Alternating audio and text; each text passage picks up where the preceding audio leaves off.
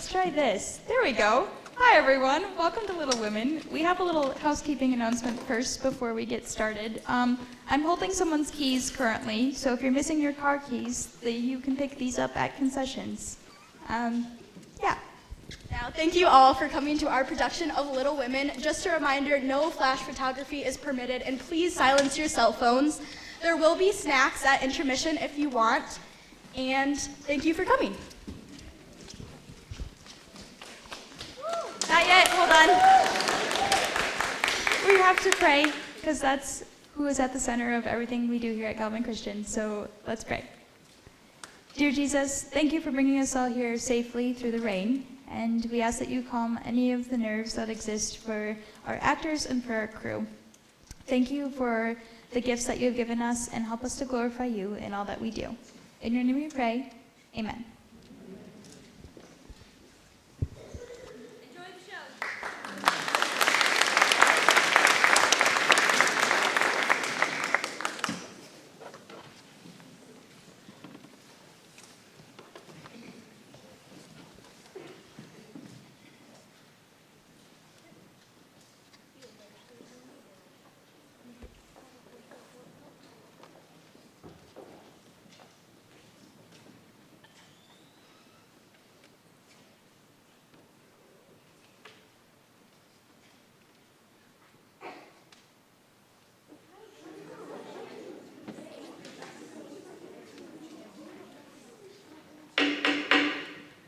Attention please, ladies and gentlemen guests. We are about to begin, thank you.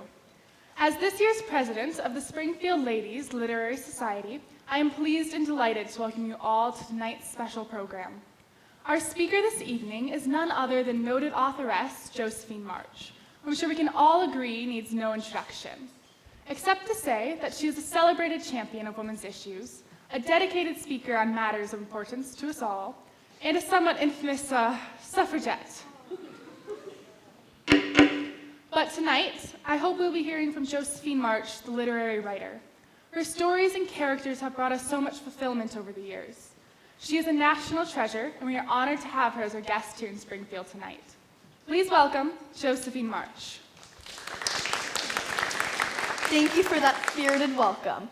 Since I don't have any plans to get myself arrested while here in Springfield, I will limit my talk to a rather safer subject, literary fiction.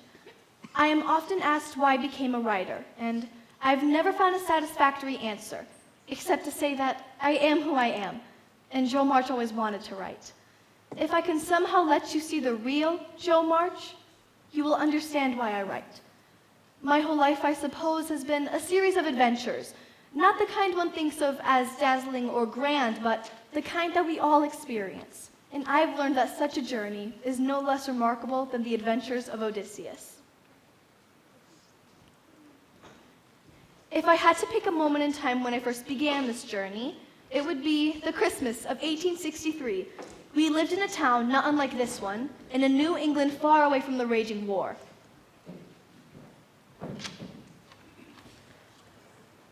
Father had lost a great deal of money in a bad business venture some years before, so the March family wasn't so grand as it once had been, but we were able to keep our house, and we made ends meet as best we could. When the war came, Father was too old to go as a soldier, so he joined Mr. Lincoln's army as a chaplain. He left for Virginia the spring before, and money matters were more difficult than ever. But still, it was Christmas Eve, and the March family was nothing if not spirited. Beth, look what we found in the attic. They're not really tree decorations, but they'll do well enough. Oh, let me see. This old banner from Joe's play last summer might make a suitable garland. Oh, look at this. Our star for the top of the tree. Oh, this is pretty. Oh, Beth, let me have it. I can make a new hair ribbon out of it. Don't you think? Look at this sad old tree looking magical before Marmee gets back. If only there were dozens of presents to go underneath it. Christmas won't be Christmas without any presents. It's so dreadful being poor. I don't think it's fair for some girls to have plenty of pretty things and other girls nothing at all. We've got father and mother and each other. But we haven't got father. Not at home we don't. And who's to say how long it will be before we'll see him again? You know the reason Mother proposed not to have any gifts this Christmas was because it's going to be a hard winter for everyone. And money not ought to be spent for pleasure when our men suffer so in the army. We can't do much, but we can make our little sacrifices, and we ought to do it gladly.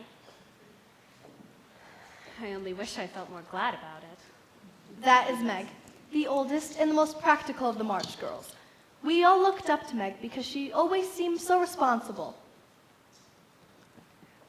I wouldn't mind being so poor and not having nice things if I didn't have to go to that horrible school with those impudent girls who laugh at your dresses and label your father if he isn't rich. I wish I were as wealthy as the Lawrences. How I'd thumb my nose at those girls and teach them a thing or two about manners. That is Amy, the youngest, and as she likes to remind us, the prettiest. Oh dear, that key is sticking again. Don't stop, Beth. We love it when you play. I only wish I played better. Then this old piano wouldn't sound so bad. I know it sounds so funny to say, but in some ways, I'm glad we're not rich. Whatever for. What do you mean? Well, weren't you saying just the other day, Meg, that the Watson children you have to tend to are always fighting and fretting all the time, in spite of their money? Well, yes. And that we were a great deal happier than they were? Well, I think we are. For though we have to work and do without things, we make fun for ourselves, and I wouldn't want it any other way. And that's our Beth. So sweet, so kind and gentle, but also so shy and was content to never leave her house and her piano if she didn't need to. We all adored Beth, but her frail health and timid manner were a concern to all the family.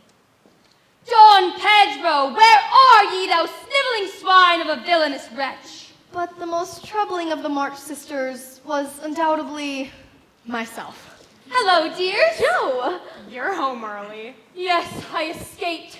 Aunt March dozed off in the middle of chapter 7 of St. Augustine's Confessions, so I tiptoed out with her being none the wiser. Christopher Columbus! Look at that tree! Do you like it? Don't use such slang, Joe, please. Like it? It's miraculous. Maybe we'll have a bit of Christmas around here after all. Don't, Joe. It's so boyish. Well, that's why I do it. Now, how is my Beth today? Fine, Joe. Joe, look at your dress. Why? What's the matter with it? Have you been sitting too near the fireplace again? Oh, well, I just singed it a little. It gave Aunt March quite a start, I must admit. Oh, how I detest rude and unladylike girls. And I hate affected little piminies. Joe, that is not funny. I swear, when I get my hands on you, Stop it! But it was all Amy. Both of you! Really, you both are to blame. You are old enough to leave off boyish tricks and behave better, Josephine. It didn't matter so much when you were a little girl, but you're a lady now. Oh, I hate to think I've got to grow up and become Miss March. Wear long gowns and look as prim as a china doll. It's bad enough to be a girl anyway, when I like boys' work and games and manners. I just can't get over my disappointment in not being a boy. It's worse now than ever, for I'm dying to go and fight with Father, but all I can do is sit at home and knit like a poky old woman. Poor Joe. It's too bad, but it can't be helped. You must try to be contented with making your name boyish and playing brother to us girls. Or playing those silly men in those silly plays of yours. As for you, Amy, you're altogether too particular and prim. Your airs are funny now, but you'll grow up an affected little goose if you don't take care. Honk, honk! That's enough, Joe. Oh, of course, my dearest. Peace on Christmas Eve, I say. Speaking of those silly plays of mine, Amy, we better rehearse. You need to be ready for tomorrow night. Come here and let's do the fainting scene. You're as stiff as a poker in that. I can't help it. I never saw anyone faint. I don't tend to make myself all black and blue, tumbling flat like you do. Well, come and give it a try. You're the only one who can play Zaza. You're the only one small enough to be carried off shrieking by Don Pedro. Beth, can you give us some music? Yes, Joe? Meg, have you got your cue? I think so. All right. We'll start with Don Pedro's entrance. I'll use this as a pistol.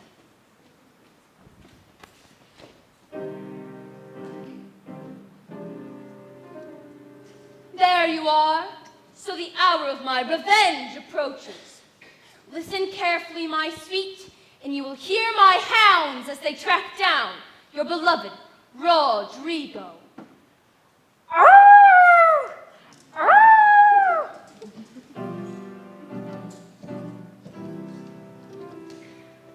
It cannot be so, Rodrigo. Save me. Save me.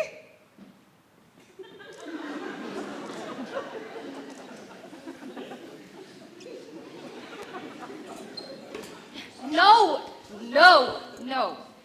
You have to do it like this. Clasp your hands so and stagger across the room, crying frantically. Rodrigo! Save me! Save me! Oh.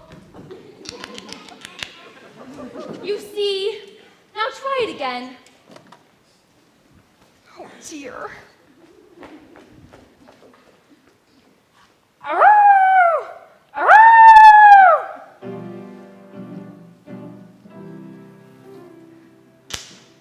It cannot be so!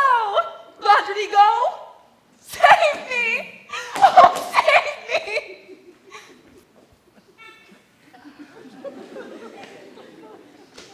Oh, it's no use.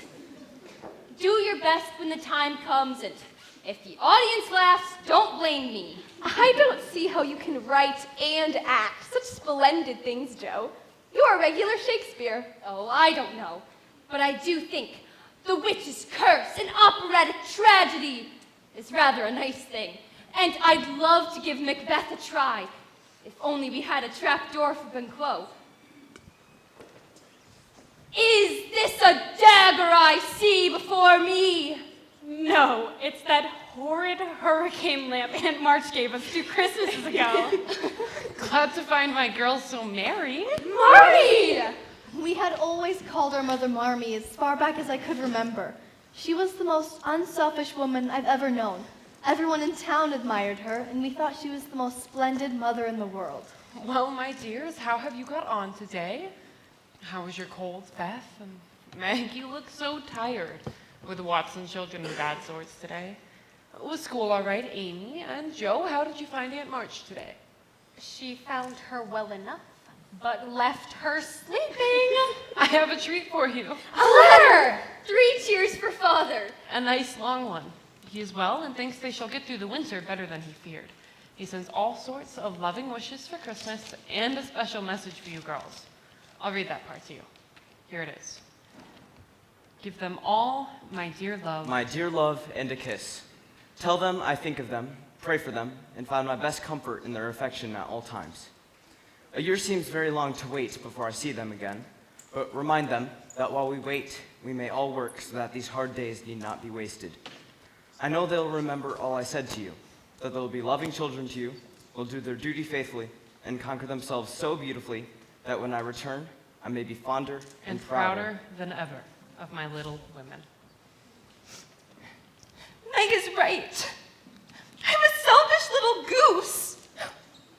I shall try not to be so rough and wild, but I'll do my duty here instead of wanting to be someplace else. That is Hannah, our housekeeper, our cook, our Rock of Gibraltar. She had been with us since Meg was a baby. Good evening, Miss March. Hannah, Merry Christmas. I'd best be telling you that a carriage has just pulled up to the walk. And I don't have to make you guess who it might be. Aunt March. Uh-oh. But Aunt March never goes out. Especially in winter. Whatever could she want? Joe, do you know anything about this? Well, Josephine! Yes, Aunt March? It seems you neglected to relay your Christmas wishes before leaving today. Oh, I'm sorry, Aunt March. Merry Christmas, Auntie. Girls, please offer your best wishes as well. Aunt March was my father's aunt, and she was extremely rich and extremely unpleasant. She was widowed and childless, and rarely left her big house on the hill because of her many ailments. Aunt March did hire me as a companion when father left for the war, and it was my job to read to her and be her beck and call. Josephine left today before I had a chance to give her peace. One for each of the girls, $1 each. Thank you, Aunt And March. thank me by spending it wisely and not in the foolish manner that young girls are so accustomed to these days. Yes, Aunt March. Thank you, Aunt March. Won't you stay for some tea? Nothing of the kind. I must get home before I catch my death from the cold. This was not a trip I anticipated taking. I understand. You will be glad to hear, Aunt March, that I received a letter today from Mr. March. He is quite well and speaks optimistically of the winter ahead. Foolish nephew, to run off and join the army at his age and condition? Where does he get off doing such a thing? And to leave a family behind for others to take care of. We take care of Joe. ourselves. Thank you for coming, Aunt March. And please, accept my warmest Christmas wishes. Yes. Good day. Christopher Columbus. A whole dollar! Oh, we shall have a Christmas after all. Here you are, girls. Do you believe what she said about father? I shall get a nice box of Faber's drawing pencils. I really need them. I'm going to get that blue and yellow bonnet. You know, Jill, the one we saw at Mason's. Nothing like that for me. I've had my eye on these volumes of Undine and Sintram for the longest time, and now I can get them. What about you, Beth? What will you get with your $1? Do you think it'll be all right if I bought some new sheet music? They have so many wonderful songs at Mason's. Maybe I should get some new hair ribbons instead. What do you think, Meg? How about you only get a few pencils? Then you might have enough for some hair ribbon as well. Miss March, this has just come. That little German boy brought us around the back door. I told him to wait. It's the Hummels. Oh dear, I think Mrs. Hummel's baby is coming soon. Hannah, please fetch my cloak. But you haven't had your tea. Hurry. There's no time to lose. But who are the Hummels? The German family that lives by the warehouses. Mr. Hummel was killed in Virginia, and there's no one to care for Mrs. Hummel and her 4 children. Soon it will be 5. Thank you, Hannah. Girls, you are not to wait up for me.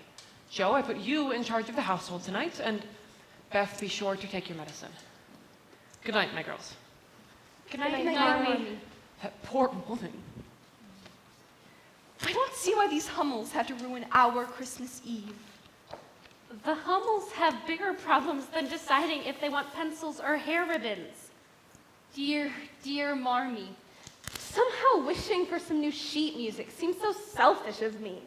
The old music is perfectly fine. Look, Marmie's slippers. See how worn they are? I know. I shall buy her a new pair with my $1. What do I need with some silly old books? No, I'll get Marmie the slippers. I'm the oldest. She left me in charge. I'll buy them. I'll tell you what we'll do. Let's each get her something for Christmas and not worry about ourselves. That's so like you, dear. What shall we get? Joe, how about you get Marmie the slippers, and I'll get her a nice pair of gloves. Some handkerchiefs, all hemmed. She'll like that.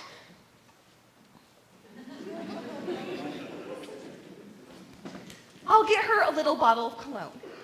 She likes cologne, and it won't cost so much, so I'll still have some left for my pencils. Come on, girls. Let's hurry up before Mason closes the shop for Christmas Eve. Oh, Beth, be sure to wear your heavy scarf. Christopher Columbus! This is going to be a capital Christmas after all. Maybe if I get a very small bottle of cologne, I'll still have some money left for 1 hair ribbon and 5 pencils. Or 2 hair ribbons and 3 pencils.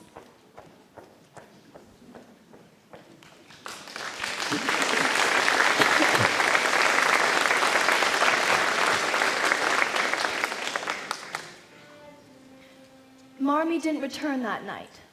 I lay awake thinking of what a strange Christmas this would be with no stockings filled, with no presents, no fancy Christmas dinner, no father, and maybe even no Marmee.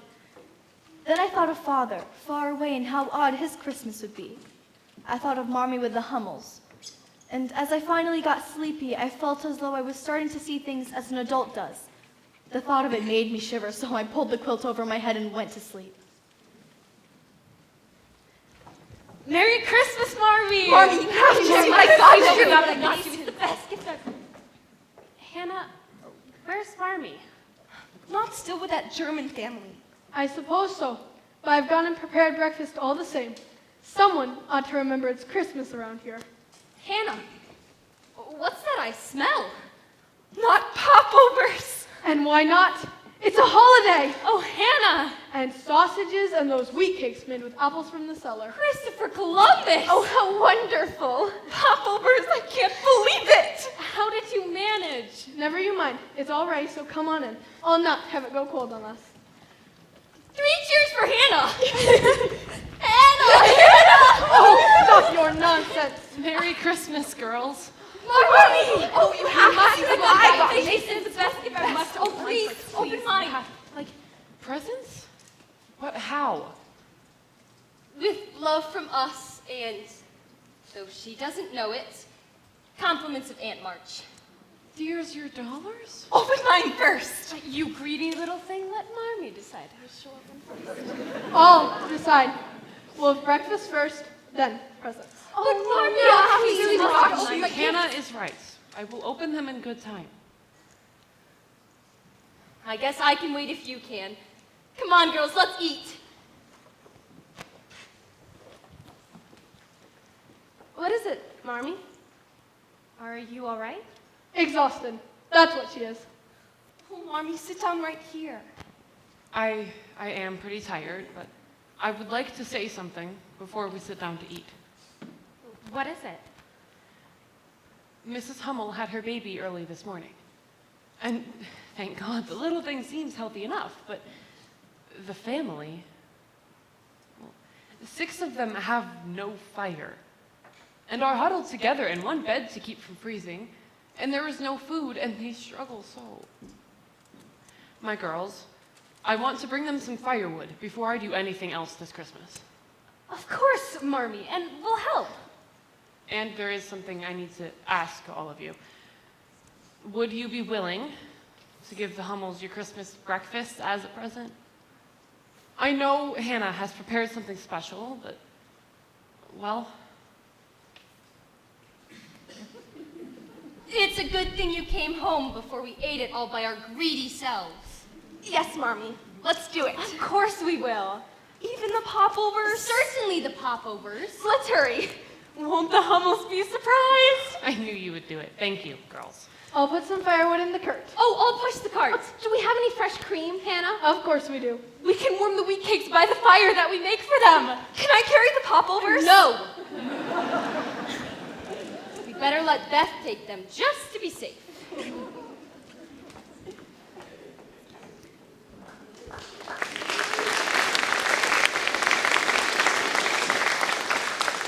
What a funny foursome of angels we were at the Hummels, all scurrying around their shabby one-room hovel like schoolgirls on a class outing. Beth tended to the baby, Hannah got a good roaring fire going, while the rest of us served food to the family, whose grateful expressions brought tears to our eyes, even as we couldn't help but giggle with pleasure. Then it was off to church for Christmas services and home for a simple breakfast of sweetbread, milk, and crackers.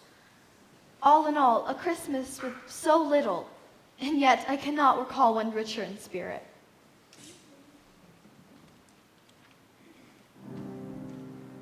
That evening was the great performance of The Witch's Curse, an operatic tragedy. No gentlemen were admitted, but an all-woman audience was indiscriminately enthusiastic, even the 1 or 2 members who had actually seen a real play before. For it must be the curse of that old witch that has delayed my beloved Rodrigo. For he promised to come ere the sun touched the nether edges of the great oaks that surround this castle. I hear horses in the courtyard. My lady Zaza, perhaps it is he. Oh, tarry not, and go and find out my faithful nurse. For my heart will be forever frozen in grief till I know if 'tis he. Certainly, my lady. Oh, hither, hither from my home, to this dreary castle have I come. Only Rodrigo's love can makest me glad and save me from this villainous cad. Zaza, I have come.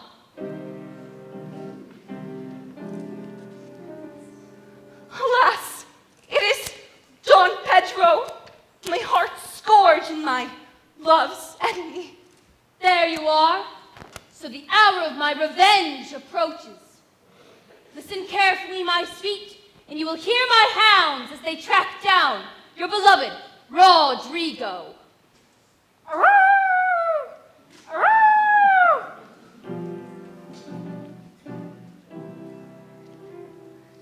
It cannot be so, Rodrigo. Save me! Save me!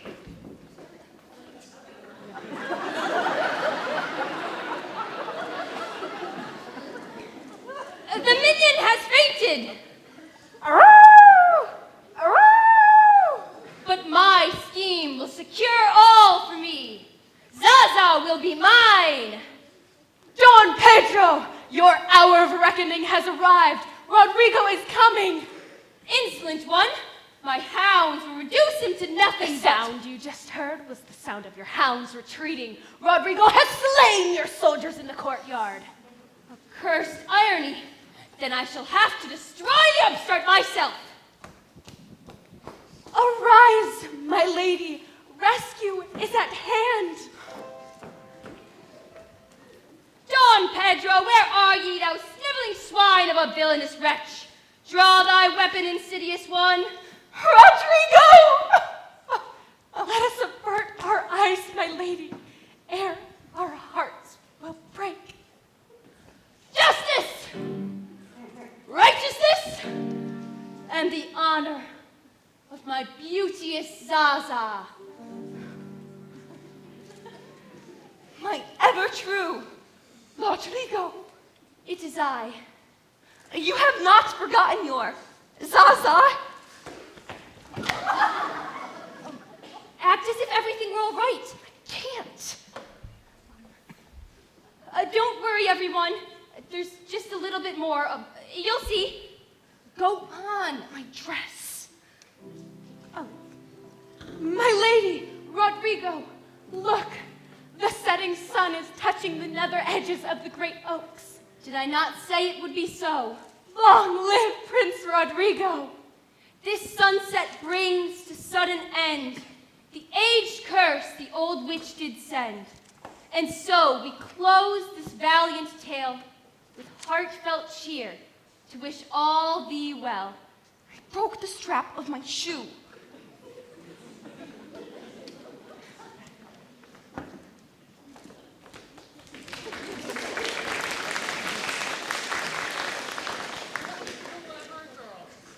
I never thought I could do it. Did you see me shaking?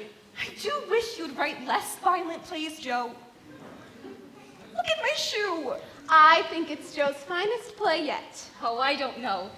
Did you like it, Marmee? Really like it? It was thrilling. I am so proud of all of you. But listen, I have a special surprise for you all. What is it, Marmee? A surprise? Compliments of Mr. Lawrence next door. Ice cream? Oh, and fruitcake? Hey, chocolate and such lovely flowers in winter. Oh, Marmee! Everyone, please join us, and Merry Christmas to you all.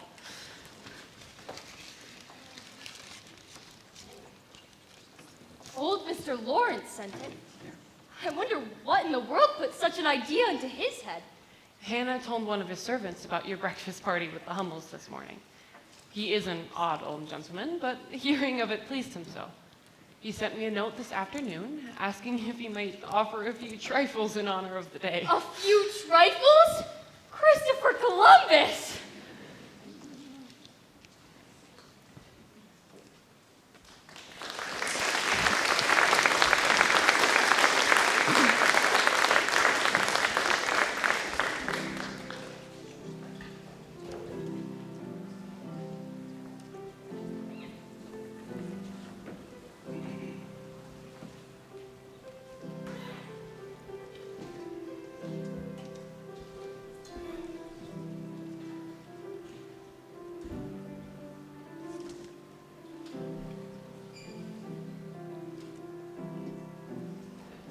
The Lawrence mansion was just a stone's throw away from our house. In fact, we seemed to live in the shadow of that great rambling old house. Old Mr. Lawrence was a private sort of person, a stern-looking old gentleman who only went out under cover of his big black carriage. We girls had paid little attention to the inhabitants of that dark house and their goings-on until that December. Mr. Lawrence's grandson Theodore came to live there right after Thanksgiving, but he seemed as secretive and as reclusive as his grandfather. I had a strong suspicion that it was the grandson who was responsible for our Christmas surprise, and I was determined to find out, and waited all morning the next day until I saw that old man's carriage drive away.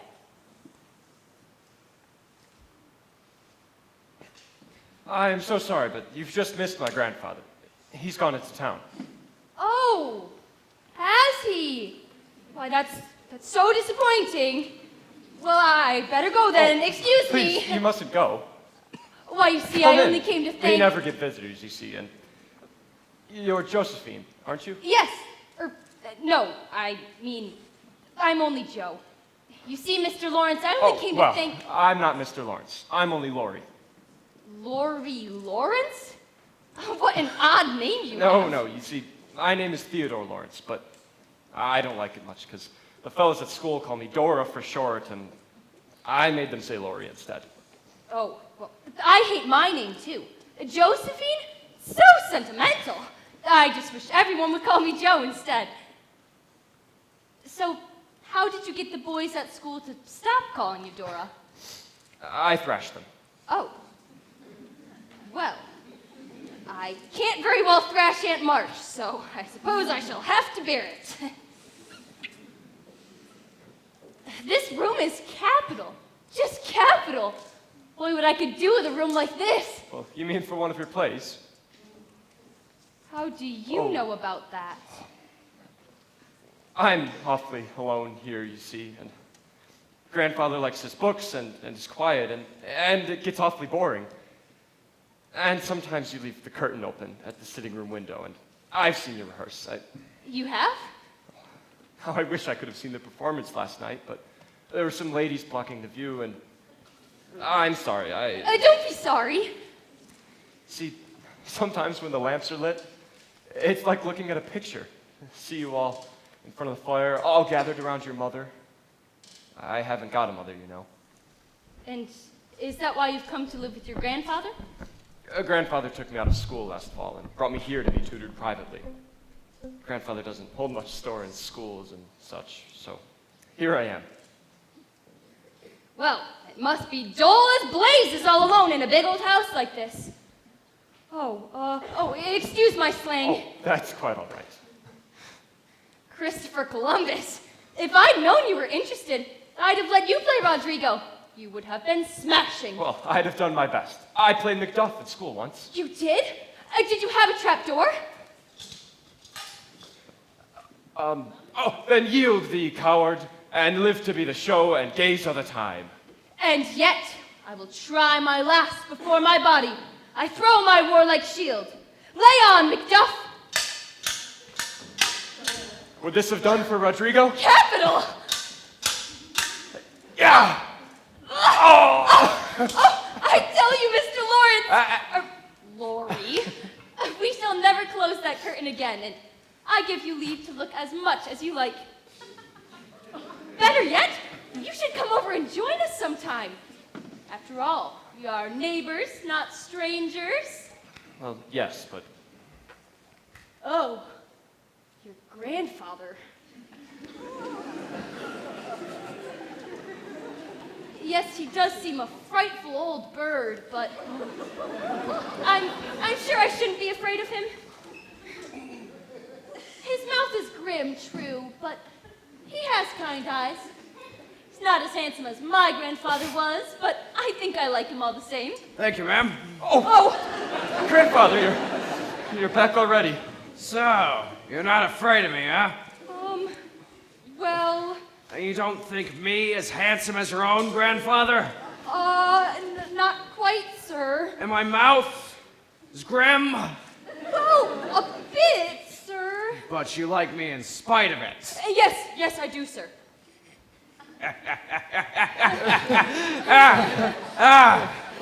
Oh, you got your grandfather's spirit, my dear. Even if I haven't his face. He was a fine man, my dear. What's more, he was a brave and honest one. I was proud to be his friend. Thank you, sir. But, what have you been doing with this boy of mine, eh? I was only trying to be neighborly, sir. Yeah, of course, that's something I'm quite lacking in, you might say. Oh, no. I came over here to thank you, sir, for the wonderful Christmas breakfast that you sent our family yesterday. Yeah, tut. That was very much the boy's doing. John. This is Mr. Brooke, my grandson's tutor. John, has your pupil been attentive of late? Well, Mr. Lawrence, this being the holiday season, any student tends to get a bit... Exactly. Do you think your student here would suffer much of a disciplinary setback if I were to arrange a social gathering in this house? Let's say New Year's Eve? Not at all, sir. Then we must entertain such a notion. What do you say to a dance? Young people still enjoy dances, I suppose. Oh, thank you, Grandfather. Do you really mean it, sir? I wouldn't say it if I didn't mean it. You best help Theodore with the preparations, John. Give my regards to your mother, Miss March.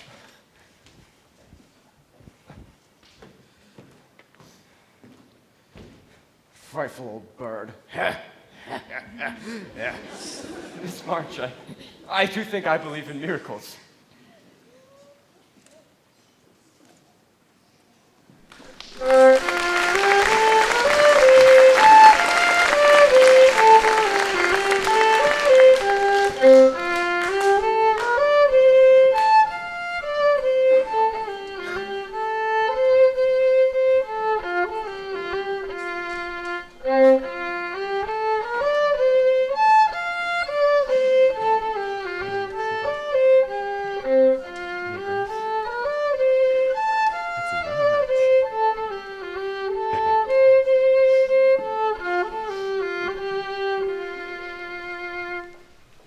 There hadn't been many dances since the war started, and even fewer that the March girls were invited to, but we meant to have a glorious time at this one.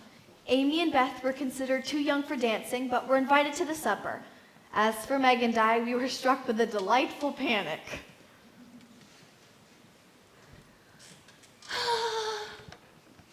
This hair looks so sad. Oh, how I need a long and beautiful yellow one. It looks fine, dear. Do I really have to go, Marmee? I'd much rather stay at home with you. Mr. Lawrence has invited you, Beth, and it would be impolite not to accompany the other girls. I wouldn't miss it for the world. And they'll have music there, Beth. I heard Clara say they hired 16 musicians. There you go, Miss Meg. I got that sash looking as happy as I can for you. Thank you, Hannah. Where's Joe? Joe? 16 musicians. Is that true, Meg? Oh, have you got your gloves, girls? Joe's getting mine. Joe! I heard that Lorraine Gardner is wearing that all-silk dress she wore to the Harvest Ball last year. How ostentatious of her. Oh, look at the time here. It would be rude to arrive too late. Joe! Wouldn't I look better than that Lorraine in that dress? It's just my color. I say we just call off the whole thing. Look at my gloves. The lemonade stains didn't come out. Here are yours, Meg. They look fine. But you can't go without gloves, Joe. Whoever heard of dancing without gloves? Dancing? Not very likely with this. Oh, dear, does the patch show? Something awful. Well, it's my own fault. I should should have learned when you sit by the fire, then your You dresses must always get sit burned. as and- much as you can and keep your back out of sight at all times. Well, that's gonna be a challenge. Maybe I can stand outside all night, so I have an excuse to keep my coat on. It's hardly noticeable, Joe. Get your coats on, girls. What are we to do about Joe's gloves, Margaret? Oh, I won't wear any. I don't care what people say. Meg, give Joe one of yours. And then each of you hold one of the soiled ones, fold it up in your other hand. So long as she doesn't go and stain my good one. And Joe, you will behave nicely, won't you? You won't stare or shout or say, Christopher Columbus, will you? Oh, no, Meg. There is no need to worry about me tonight. I shall be on my best behavior. And I won't get into any scrapes if I can help it. Be sure to give my best regards to Mr. Lawrence. We will, Marmee.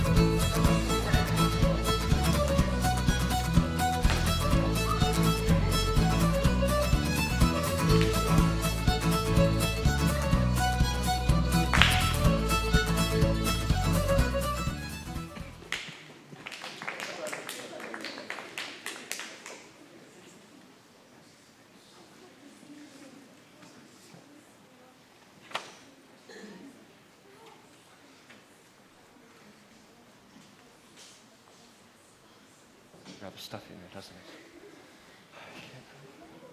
it? Oh, and you must be the young Mr. Lawrence. We have the Moffats, my wife and daughter. Oh, but we've heard so much about you. May I present my daughter, Clara? Oh, pleased to meet you. We were so hoping to sit near you at supper. As I was saying to Clara, I said how much the young Mr. Lawrence looks like his father. It's quite remarkable. Now, dear. Let's not embarrass the lad. You knew my father, Mrs. Moffat? Well, no, but one hears so much about him. The late Mr. Lawrence was very highly esteemed here in Concord. A pillar of the community. I see. I'm sure I speak for many others when I say how delightful it is to have you here. Thank you. I was saying just that to Clara at supper. Isn't it delightful, Clara, to have Mr. Lawrence? Oh, excuse me, but Pierce is starting dancing, and I'm sure Claire's dance card is quite full, so, Actually, she does have a dance or two still open, Mr. Lawrence, if you would care to. Oh, dear. I'm so sorry. I believe I've promised this first dance to someone, and here I stand babbling away. John, perhaps. May I have the honor of this dance? Why, yes, Mr. Brooke. I hope you have a pleasant evening. Mr. Brooke, by any chance, are you a member of the family? Oh, Lori! There you are. I've been looking for you ever since supper. Where have you been hiding? Hiding? Why would I be hiding? Oh, why, this orchestra's just splendid. Your grandfather sure knows how to do a thing right. Well, there would be no dance at all tonight if it wasn't for you. Oh, nonsense. My only regret is that he saw fit to invite so many people that I haven't been able to speak to you all evening. Well, you can speak to me any old time. This music, though, is, Well, then let's not waste it. Where's your dance card? I lost it. Well, then I claim this dance for myself. No. I mean, I can't.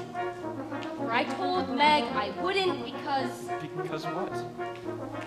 You promise you won't tell anyone? Never. Well, I have an awful habit of sitting too close to fireplaces and, well, I often burn my frocks and, you see, I scorched this one pretty badly and though it's nicely mended, it shows something awful. So I promised I'd stay outside all night so no one would see it. Christopher Columbus, what an odd girl you are. You can laugh, it's funny, I know. Never mind that. We must do something. You can't go to a dance and not dance at all, especially since I've been so looking forward to it. I'm sorry, Lori. It's all my fault. I'll tell you how we can manage. This hallway goes right behind the musicians. We can dance out there and no one will see us. That's a capital idea. May I have this dance, Miss March? Certainly, Mr. Lawrence.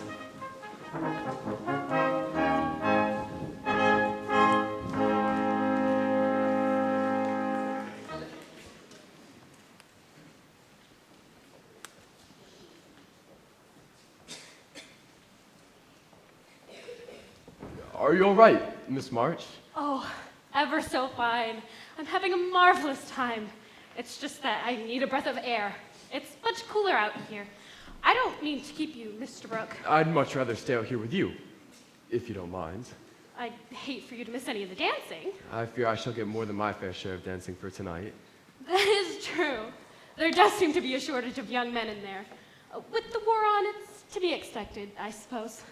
I understand we have similar pursuits, Miss March. In what way do you mean? Lori tells me that you work as a governess for the Watson family. Governess is a much grander word than I would use. I'm not a true teacher, as you are. Tutors, I'm afraid, are not quite as respected as teachers, but I do like it. I only wish I liked teaching more. I never got the education one ought to have. Not like you. If you had pupils such as Lori, you'd like it more. Oh, shall be sorry to lose him when he starts college. And what will become of you? As soon as he is off, I shall turn soldier. I'm needed. That is good to hear. I should think every young man would want to go, though it's hard for mothers and sisters to stay at home. I have neither, and very few friends that care whether I live or die. Oh, but that cannot be true. No? Surely Lori and Mr. Lawrence would care a great deal, and others, such as my sisters and I. Thank you. That is very pleasant to hear. I think I've had enough fresh air. Certainly. And may I be allowed to have this dance? Of course, Mr. Brooke. Wonderful.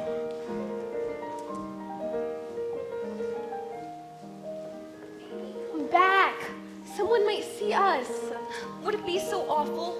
I want to see the dancing. We promised Marmee we'd wait with the parents until Joe and Meg are ready to leave. Who wants to go to a dance and not see any dancing? Oh, Beth, look at that. There's Meg.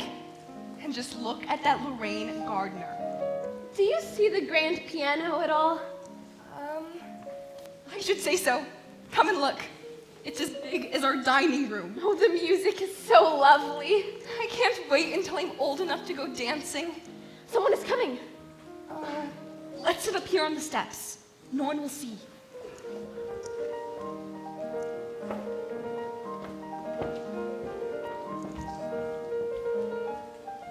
Do you see Joe anywhere? No. I just hope she doesn't do something horrid. Oh, Beth, look at that. There's Clara. I don't think I like her hair like that. Who's that dancing with Meg? I can't tell. Who's there? Who's on? Ah, the younger Marchesses, I believe. You must be, Amy, sir. Welcome, Amy. And? She's shy, sir. She is she? Well, that's no way to be. She'd sooner die than talk to strangers. Was that true? I thought we were neighbors. That's right, Beth. Mr. Lawrence is... Beth, sir. Welcome, Beth. You're the musical one, I understand. Yes, sir. Do you see that great hunk of a piano in there? Oh, yes. Yeah, it's a waste. That piano there suffers from want of use. You know, unless you'd be kind enough to come over and play it sometime. Oh, I couldn't. Well, why not? Oh, you're shy. Right, I forgot. Well, you needn't see or speak to anyone. I'm usually holed up in my attic, and Theodore and his tutor are at the other end of the building. Ivy, the servants come here after 9 each morning. What do you say? She'll do it, Mr. Lawrence. I can convince her. If you're sure I won't be disturbing anyone, I would dearly love to. I shall be obliged to you then. Enjoy the evening, ladies. Beth, you were wonderful. You spoke to Mr. Lawrence like, I don't know what. Can we go back now, Amy? Not just yet. I want to see who Clara dances with. Shh. Obvious, isn't it? What is, Mother? I can never understand you. The Lawrence boy. The first time he makes any appearance in society, and those March girls descend on the place. I'm sure they were invited, Mother. That has nothing to do with it. I'll bet you anything that Daisy March has got that young Lawrence boy pegged out for one of her elder daughters. Meg? Joe? And don't think that wouldn't be a fine feather in her cap, capturing a wealthy Lawrence for one of her girls. Especially when they have no money of their own and no prospects likely to turn up. I don't think Joe March would want to marry any boy. Oh, don't talk nonsense, Clara. Take my word for it. The oh-so-charitable Mrs. March has got plans for those girls. Why, of all the... Did you hear that, Beth?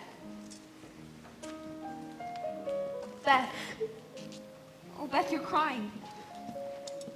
It's all right, my dearest. You know none of it is true. Can we go home now, Amy? Yes, of course, Beth. Right away.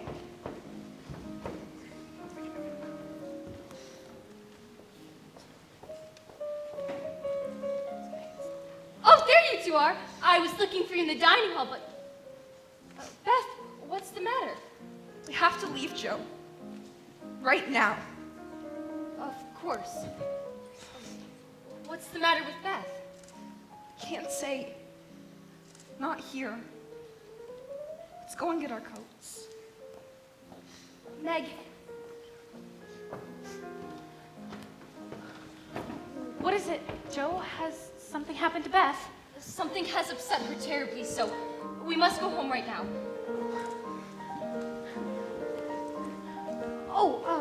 Good evening, Mr. Brooke. Please, one moment, Miss March. Is it possible we may meet again? No, I must get home. Yes, Mr. Brooke. Thank you, and good night. Miss March.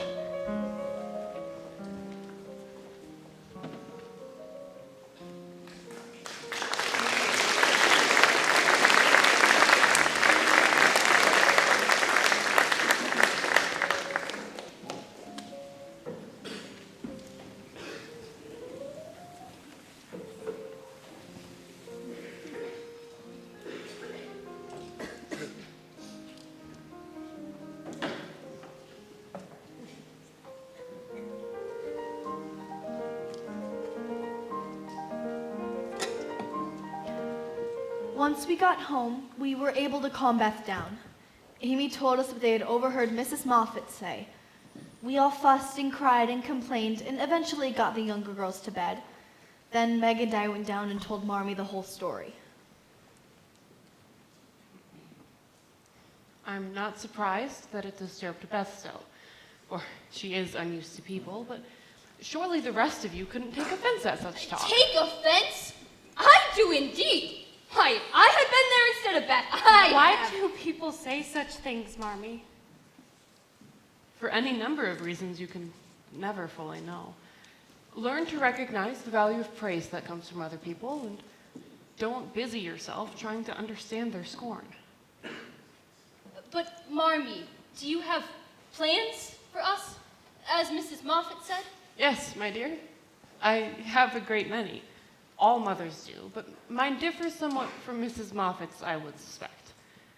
I want my girls to be beautiful, accomplished, and good, to be beloved, admired, and respected, to have a happy youth, and to lead useful, pleasant lives with as little care and sorrow to try them as God sees fit to send. My dears, I am ambitious for you, but not to have you make a dash in the world, to marry rich men merely because they are rich, or have splendid houses which are not homes because love is wanting.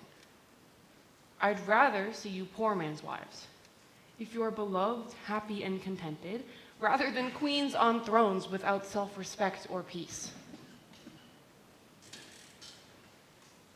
I sometimes wonder if poor girls stand a chance, unless they're forward or bold. Then we'll all just be old maids. Joe! Better to be happy old maids than unhappy wives, or unmaidenly girls running about to find husbands. Don't be troubled, Meg. Poverty seldom daunts a sincere lover. We talked late into the night. Not so much as mother instructing her daughters, but as three grown women talking and discussing freely and openly. It was the kind of conversation that makes it difficult for one to go back to their childish ways. With the holidays concluded and the long New England winter ahead of us, life settled back into its usual routine for the March family. Each of us four girls returned to our daily burdens, as Marmee called them. Amy was still in school, and that seemed to cause her endless irritation.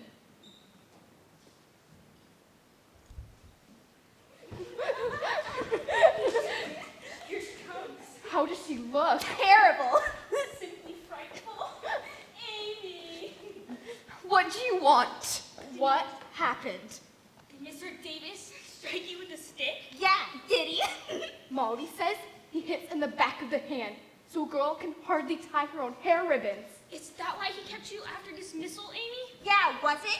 He sure was angry when he found that funny picture you drew of him. Yeah, he sure was. Did he hit you, Amy? Did he? Did he? Certainly not. We just talked. Talked. The very thought. Well, I thought we heard you crying out. I confess I did raise my voice higher than what was necessary. And what did you tell Mr. Davis? I told him I was not accustomed to being spoken to in front of others like that.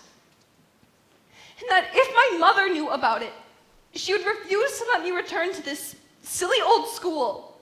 And what did he say? What could he say? He sort of apologized to me. And then I told him it was bad enough that I had to go to a school with a bunch of ill-mannered, snobby girls who had the sense of peahens. Oh!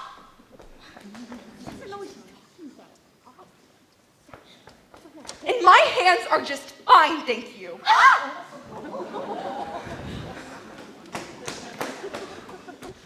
Meg's daily burden also involved dealing with little girls. As governess for the Watson children, she found that being the teacher was an even less an enviable position.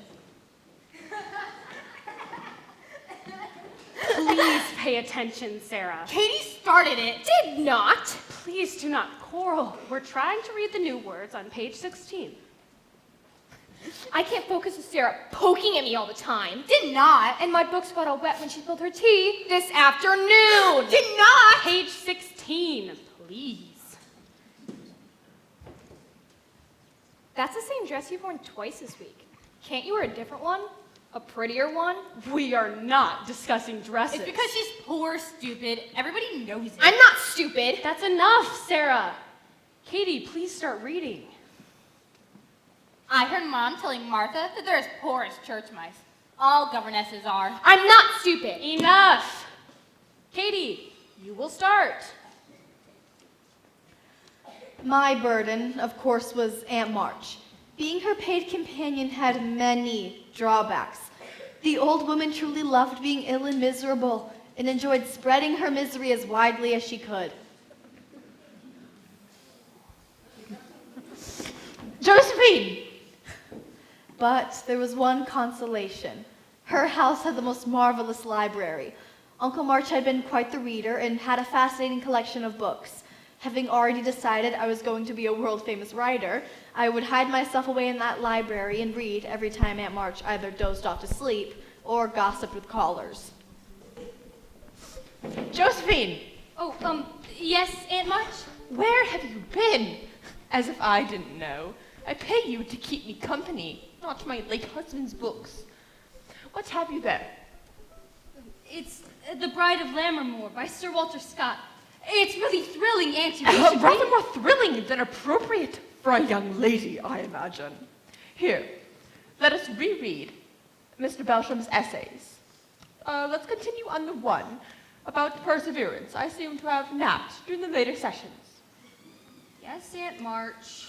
Walter Scott, the Bride of Lammermoor. What was my late husband thinking of? As for Beth, dear, sweet, and fragile Beth, neither school nor outside work quite suited her. Her shyness and fear of people made any efforts to introduce her to the outside world a painful failure. It took some persuasion on all our parts, but she did finally find the courage to start going over to play Mr. Lawrence's grand piano. How her face shone when she'd return, telling us about the magical sound she never imagined she could create. I had my own private world, a room in the attic where I retreated to do my writing when genius was burning inside of me. Joe? Oh, yes, Beth? I am sorry to disturb you when you're writing. I know how difficult it must be. Difficult? This wretched story just refuses to cooperate.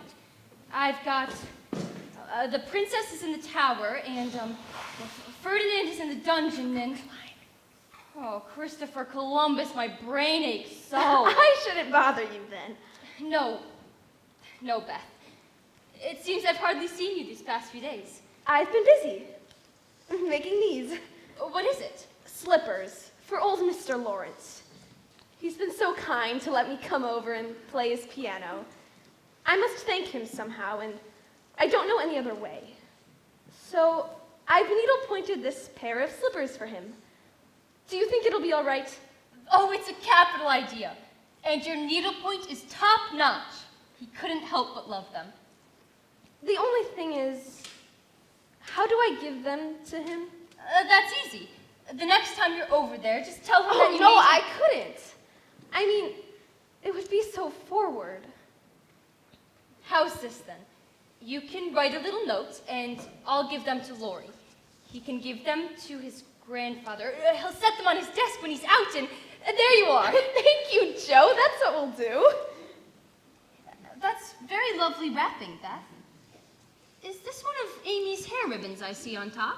Oh, it was an old one she was going to throw out. I think. Spring came, and with it came my first story that I felt confident enough about to try and sell. So I wrapped up the manuscript, and as inconspicuously as I could, I stole away to Main Street where the newspaper editorial office was situated over a dentist parlor. Then I presented my magnum opus to a balding editor who seemed to care less.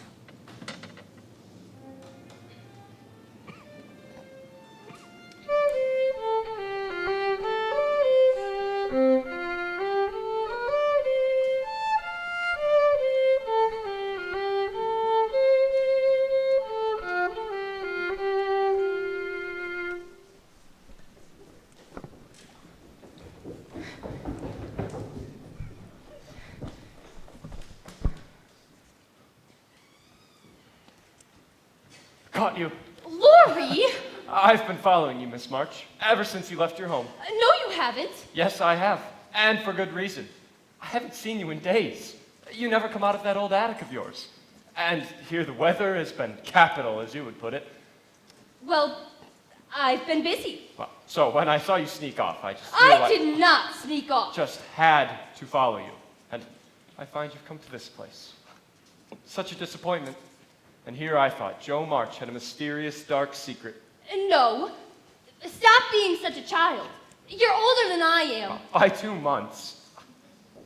So, did you have a bad time in there? No. Not very. Well, that's good. You got through quickly. Yes, thank goodness. Why did you go alone? Well, I didn't want anyone else to know. You're an odd girl, aren't you? How many did you want to come out? Only the one. How many did you think? What? What's so funny? You! Where do you think I've been, Lori? The dentist. Of course I saw you. I suppose I still have a secret then. Christopher Columbus. You are an odd girl. I don't think I'll walk you home after all. I never said you could. Oh, very well. I have a secret of my own, you know. You do? Yes, and if I tell it to you, you must tell me yours. Well, is your secret a nice one? Oh, isn't it? All about people you know, and such fun. I've been aching to tell you for days. Now, come, you begin. You promise you won't tell anyone? Not a word. And you won't tease me in private? I never tease. Yes, you do. But no matter. I've just given a story of mine to the editor at the newspaper office, and he said he'd give me an answer next week. Hurrah for Miss March, the celebrated American authoress. Hush! I don't think it will come to anything, I dare say, but I couldn't rest till I had tried. And I didn't tell anyone because I didn't want anyone else to be disappointed. Oh, it won't fail. Why, Joe, your stories are works of Shakespeare compared to half the rubbish that's printed every day. Why, thank you, Macduff. Now, what's your secret? Well... Lori! You have to play fair or I'll never believe you again. Do you remember your telling me that Meg was angry at you because you lost one of her good gloves? Yes. Well, I know where it is. Well, tell then. John Brooke has it. John? But how do you know? I saw it. It fell out of his pocket onto his desk. I don't think he saw me see it, though. But why would John Brooke Don't have... you see? He must have gotten it somehow at the New Year's Eve dance. And she's kept it all this time. Keeps it on him always. Isn't it romantic? No! It's horrid. I thought you'd like it. It's ridiculous. What will Meg say when I tell her that You are not to John- tell anyone. I never promised. Well, it was understood, and I trusted you. Well, fine. I won't for now, but I'm disgusted, and I wish you hadn't told me. Meg and John Brooke? I thought you would be pleased. At the idea of anyone coming to take Meg away, no thank you. Well, you'll think differently when someone comes to take you away. I'd like to see someone try. And so should I. Well, I don't like secrets. I feel rumpled in my mind since you told me that. Well, let me walk you home then. No, I don't feel like walking. I feel like running. Race you back. Joe!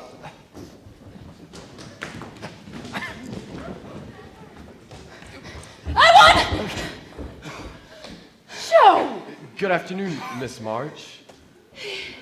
Is it? Please excuse my sister. No use trying to apologize for Joe. A nice talk, Lori. You were running just as fast. Faster. In fact, I could have caught up with you, but I'm too much a gent.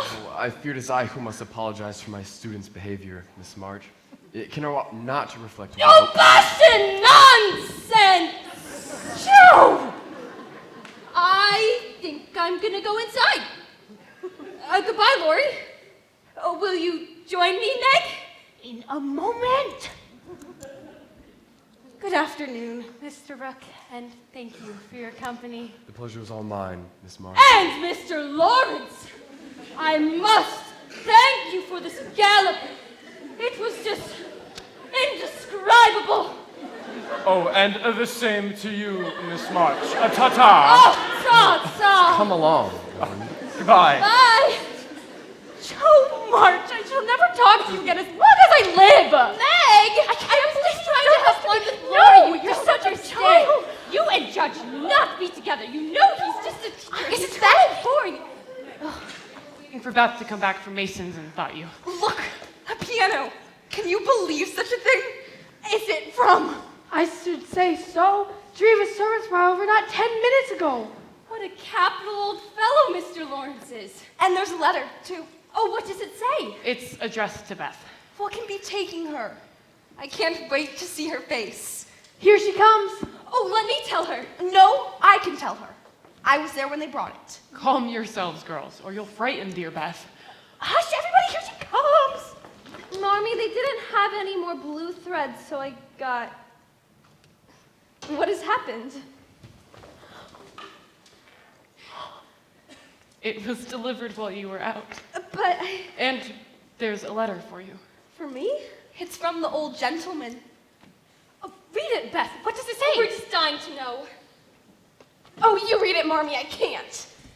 I feel so... Oh, it's too lovely. It is addressed, Miss Elizabeth March. Dear Madam. I have had many pairs of slippers in my time, but I never had any that suited me so well as yours. The delicate needlepoint on them reminds me so of my own mother's hand, and I shall always treasure them. I have delayed in thanking you, I fear for too long, as I contemplate how I could repay you. I like to pay my debts, so I know you will allow the old gentleman to send you something which once belonged to the little granddaughter he lost. I had long hidden her things away, but when I saw you in the steps that evening, you reminded me so of her. I can think of no better place for a grand piano than with you. With humble thanks, I remain Your humble servant, James Lawrence. Christopher Columbus, Beth, you've made a friend. Your humble servant, James Lawrence. Only think of that writing to you. Wait until I tell those girls at school. Play it, Beth. Let's hear how it sounds. Go ahead, Miss Beth. Oh, play that thing you were practicing yesterday. I must thank him. Of course, dear. You can write a little note. I'll bring it over. I can bring it over. No, I must go and thank him myself. Right now. Yes, now. Well, if that ain't the strangest thing I ever seen. The pianist turned her head. She never had gone in her right mind. Marmee, do you think Beth is all right? I'm sure she is. Come on, let's watch through the window. Look, there she is at the gate. She's turning back. She's gone scared. No, look. She's going up to the door. I do believe the world is coming to an end. Yes, what is it? I only came to thank you, sir, for...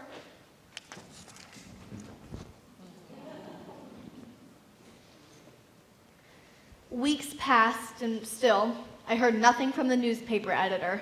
I had just about given up hope when I received a note saying he would print my story, but not until the fall when ads picked up. My payment, no money, but the experience of being published. Of course, I told no one, except Lori, who I swore to secrecy, and then I waited for the big day. But I shall not forget you, Angelo whispered as the darkness came over his face. Shh, listen.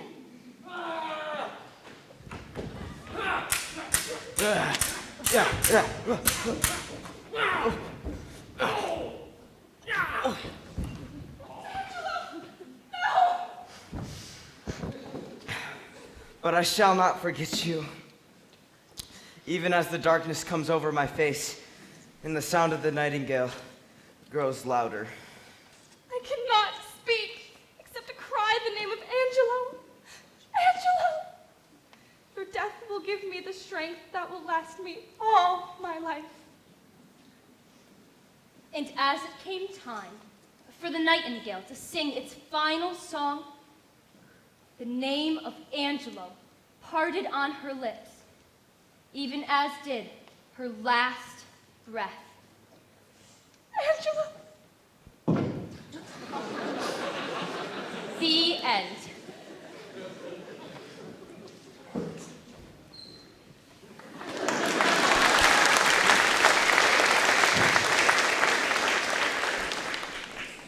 I like that one better than the story they had last week. This one was so romantic. Yes, but I don't know if she really loved him. Otherwise, she would have wept real tears, I'm sure. I love the name Angela. Don't you? Who wrote it, Joe? Your sister. You? Joe wrote it? I knew it! I knew it! Oh, Joe, I'm so proud of you! Let me see. Look, there it says, right there! By Miss Josephine March, that's what it says. Joe, that is wonderful. And your father will be so proud. Oh, I'm sure no one will notice much, but I couldn't rest till I'd put something in the paper and We try know you're the most clever girl, and now it's in print, so others will know too. By Miss Josephine March. Sounds so elegant. Wait until I tell those girls at school. You must tell us, Joe, how this all came about. Well, last spring, I went to the editor's office, and you won't believe what a sour old face he had. One of those telegraph things. It was just delivered. What is it? Is it Father? It's from a hospital in Washington. Father's very ill, and it says I should come at once. Oh, Lord, protect us. I'll have to leave right away, children. Poor father. Help me get ready, girls. There's much to do.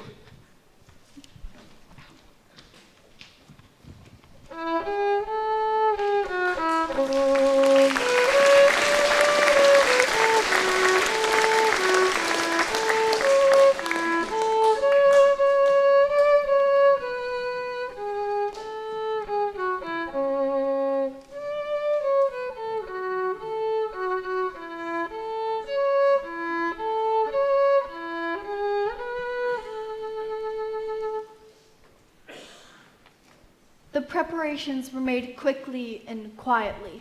I got Lori to run down to Main Street to telegraph the hospital that Marmee was on her way. Beth and Amy did the packing, and Meg and Marmee went to the bank to withdraw our meager savings, and then to the train depot to purchase a ticket for Washington. My job, I felt, was the most awful. I was to deliver a note Marmee wrote to Aunt March, asking for some money for expenses. Of course you come to me. And I said it was absurd for a man of your father's age and condition to join the army. And I predicted no good would come of it. But did anyone listen to me? Father is very ill, Aunt March. Mother's leaving on the 4 o'clock train. We need your help. This is a considerable amount of money mentioned in this letter. Anything you can spare, Auntie. He had no business putting his family in such We are very proud of Father, even if you aren't. And we never would have come to you for your lousy money if we had anywhere else to turn. Josephine! I'm sorry, Aunt March. I'll go then. I will think the matter over carefully and let your mother know before 4 o'clock. Meanwhile, I shall try to forget your impudence, young lady. Here are 2 bottles of wine to bring to him, Mrs. March. I assure you they're of some quality, and they'll be appreciated when he's feeling better. And my dressing gown. Oh, Mr. Lawrence, that is not necessary. Ah, nonsense. I only wish I could accompany you myself, but in my old age, I don't travel well in this kind of weather, and I would soon prove a burden to you. So naturally, I've decided to send Mr. Brooke with you. John, I will not hear of it. Ah, it's all been arranged. Mr. Lawrence has some commissions for me in Washington that I must see to. And I'm more than happy to be of service to you there. Bless you both. Nearly time for the train, ladies. Let's get this trunk closed up. Here's the money Aunt March sent over, Marmee. And here's your muffler. Beth and I did the lining. Thank you, girls, but where's Joe? She's been gone over an hour. John! Theodore, let's get this trunk out to the carriage. Yes, grandfather. I won't have you girls going down to the station. But Marmee... I couldn't bear it. Now, you must obey Hannah. I leave you to her care and Mr. Lawrence's protection. Here's Joe. Joe, where have you been? Joe, I was afraid I would miss you. I'm sorry for the fuss. Here. It's my contribution towards making Father well and bringing him home safely. $25? Where'd you get it? Joe, I hope you haven't done anything rash. No, I earned it, honestly. I didn't beg, borrow, or steal for it. You see, I made a terrible mess of dealing with Aunt March, and so I knew it was my job to find money somehow, She and I already knew sent over the money. She did? Well, I was hoping she would, but I couldn't be sure, and after making such a fuss, I knew it was my job to... Well, I only sold what was my own. Your hair! Your beautiful hair! Oh, Joe, how could you? Christopher Columbus. Joe, there was no need for this. But I love you all the more because of it.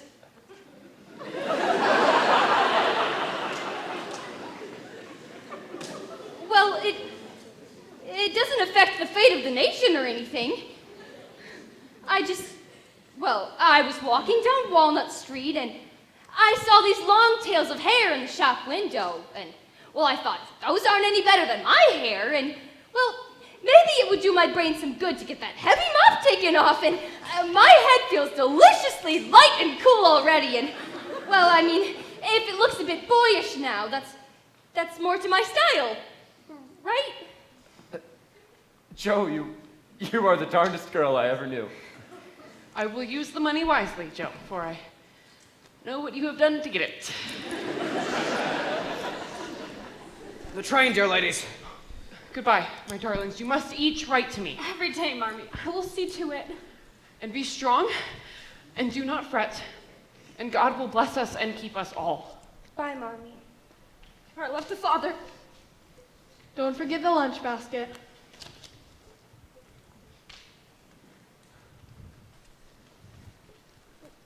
Take care of her, John. That night, I stayed up late and kept away from the others. Joe, you haven't gone to bed yet either. No. I can hear Amy snoring upstairs. Thank goodness the young ones can sleep. Yes. Everything will be all right, Joe, don't you think?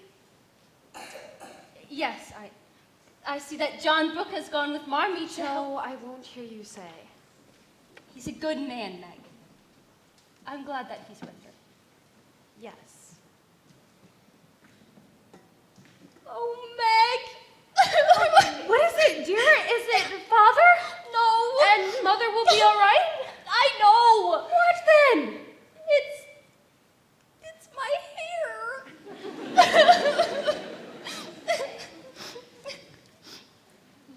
The weather grew cold and rainy as the days got shorter, and the March family, scattered about as they were, tried to stay together by way of the U.S. mail service.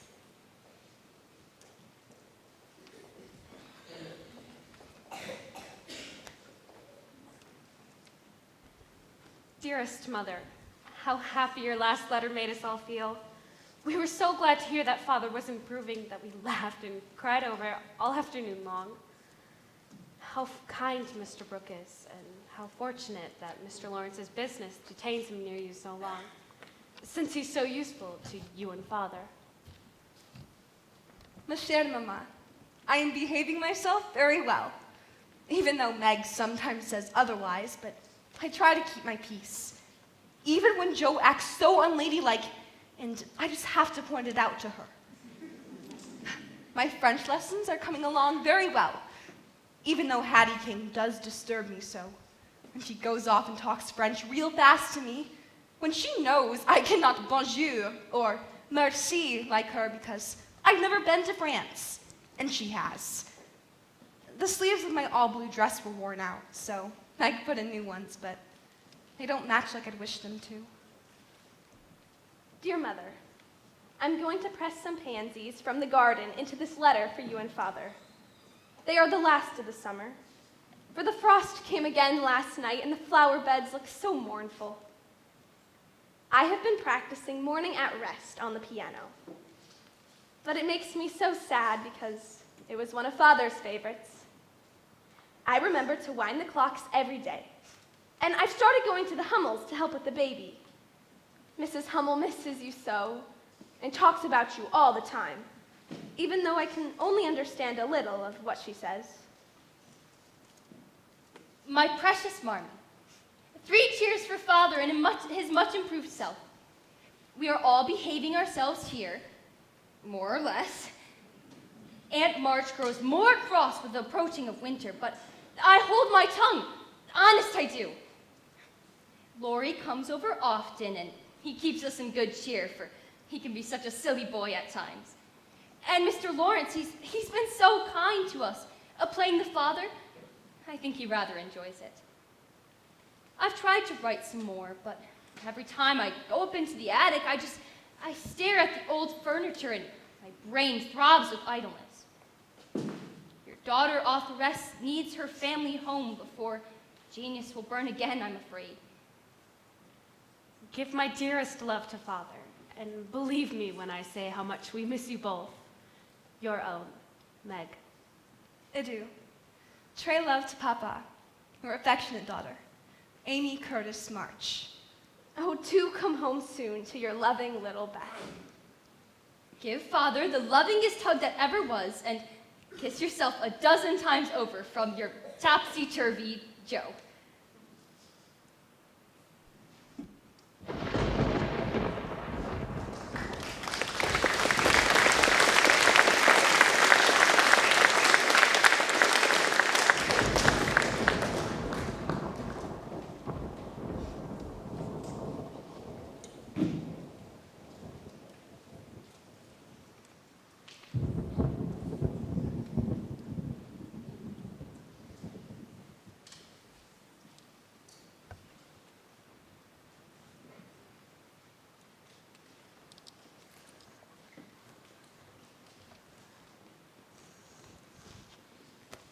Christopher Columbus! Beth, what's the matter? No. Beth? You've had scarlet fever, haven't you? Years ago when Meg did. Why? Then I'll tell you. Oh, Joe, the baby's dead. Baby? Mrs. Hummels. It died in my arms just before she got home. Oh, dear, I'm so sorry. That must have been so dreadful for you. It wasn't dreadful, Joe.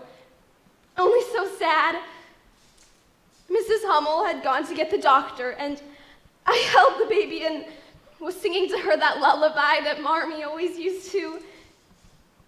It seemed to be asleep, and then all of a sudden it gave a little cry and trembled and then lay very still. The doctor said it was scarlet fever. But, Beth, you've never had scarlet fever. The doctor told me to go home and take belladonna right away. And so you shall. Hannah! Here, let's get this wet cloak off you. Come and sit down. Oh, I never should have let you go to the Hummels alone. I should have gone myself. Meg! Amy! Don't let Amy come near. She's never had it, and I should hate to give it to her. Heavens, what is all this shouting about? It's Beth. She may have the fever. Oh, Lord, protect us. Beth did have the fever, and by the next morning, her frail little body was burning with the ailment. We wanted to telegraph to Marmee right away, but Hannah wouldn't hear of it. Amy, much against her will, was sent to Aunt March's house to stay. Twice a day, Dr. Bangs came by to check on Beth, and Meg had a telegram all written and ready to send in case Beth's condition got worse. After 5 days, Beth lost consciousness, and the doctor ordered that Mrs. March be sent for at once. Meg went to send the telegram, and I retreated to my attic room with more despair than I've ever felt before.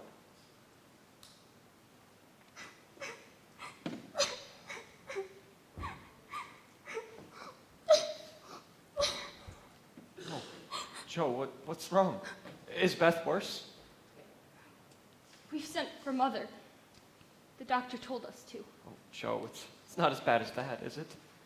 She doesn't even know us, Laurie. When her eyes are open, she doesn't see anything, and well, there's no one here to help us bear it. Mother and Father are gone, and God seems so far away, I can't even find him. I'm here, Joe. Hold on to me. Beth is my conscience, my My soul, I can't live without her. I can't. Poor girl, you're worn out. You've had no sleep. Lori, why is it that good and dear people always die young? Not always. That's just in books. Oh, Lori. Well, if it's any comfort, your mother will be here soon. Not soon enough. Meg just sent the telegram an hour ago, and I know she... I telegraphed her yesterday. What? Hannah's instructions be dashed. I wired yesterday morning, and John answered she'd come at once. She'll be here tonight. Oh, Lori, you did? Oh, my Lori! Oh, I'm sorry. That was dreadful of me. I shouldn't have. But I couldn't help but fly at you. I don't mind. Marmee is coming. On the late train. I'm picking her up at the station at 2 in the morning. You're such an angel, Lori. How shall I ever thank you? Fly at me again. I rather like it.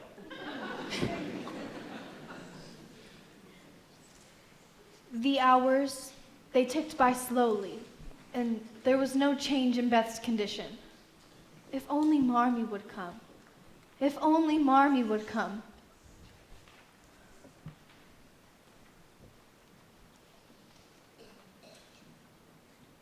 If God spares Beth, I shall never complain again.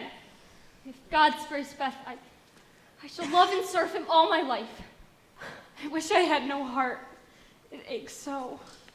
If life is often this difficult, Meg, I don't know how I shall ever bear it. What's happening? Hannah! Oh, my poor Beth! The fever's turned. She's sleeping natural. Her skin is damp and she's breathing easy. Oh, praise be given. Oh, my goodness me. Thank you, Lori. Marmee! She's come! My girls. Where's our dear Beth?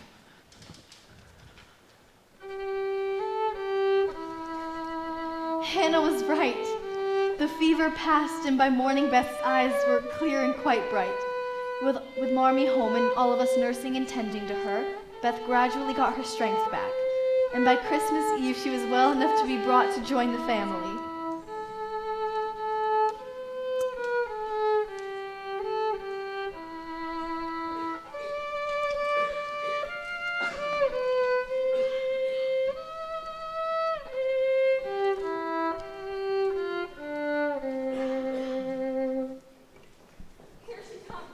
Mr. Lawrence, they're bringing her in. 3 cheers for Beth. Beth, look at the tree. It's not nearly as nice as if you would have helped, but Don't drop her, Lori. She's as light as a feather. Let's put her down on the sofa. Gently, Lori. Merry Christmas, my dear one. thank you, Mr. Lawrence. Doesn't she look splendid? I'll get the wine.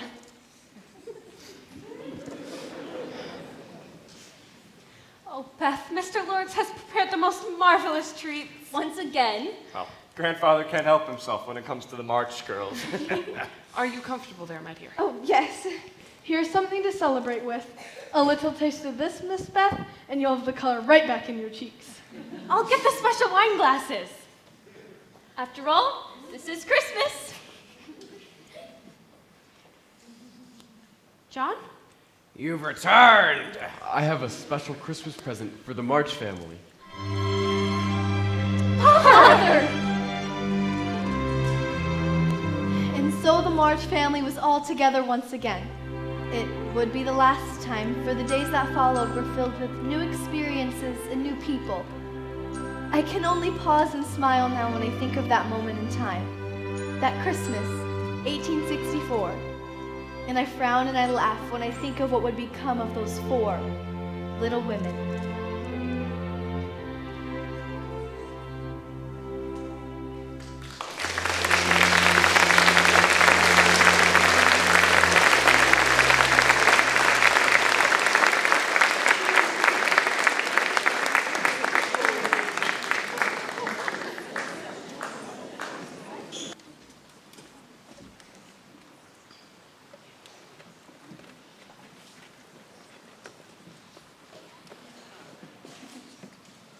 came, and with it young love. Not for Joe March, thank you, but for Meg. Losing her was inevitable, but as was my way, I wasn't about to give her up without a fight. Please stop referring to Mr. Brooke as my John. It is improper or true. He's not mine. I've told you, I don't care much for him, and that's all there is to be said. But Meg, you're not your old self. Not a bit. You seem so far away from me at times. And, well, I know it's because of him. Besides, Lori tells me things. What things? How John feels about you. Don't gossip about it, Joe. I couldn't bear it. Though I know you. He'll come over here one day and get down on both knees to propose, and, well, you won't know what to say, so instead of giving him a firm no, you'll blush and you'll cry and you'll just give it to him. I'm not so weak and silly as you think. I know just what I should say, for I planned it all out, so I needn't be taken unawares. Have you really? What will you say to him then? I shall merely say, quite calmly and decidedly, "Thank you, Mr. Brooke. You're very kind, but I agree with my father that I'm too young to enter into any engagement at present, so please say no more, and let us remain friends as we were." Oh, that's capital, Meg. I just wish I could be there to see it.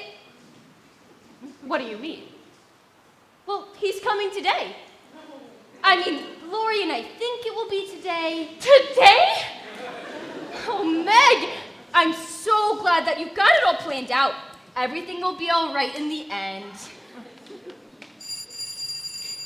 Oh, I'd give anything to see his face when you tell him. Joe, where are you going? Be firm, Meg.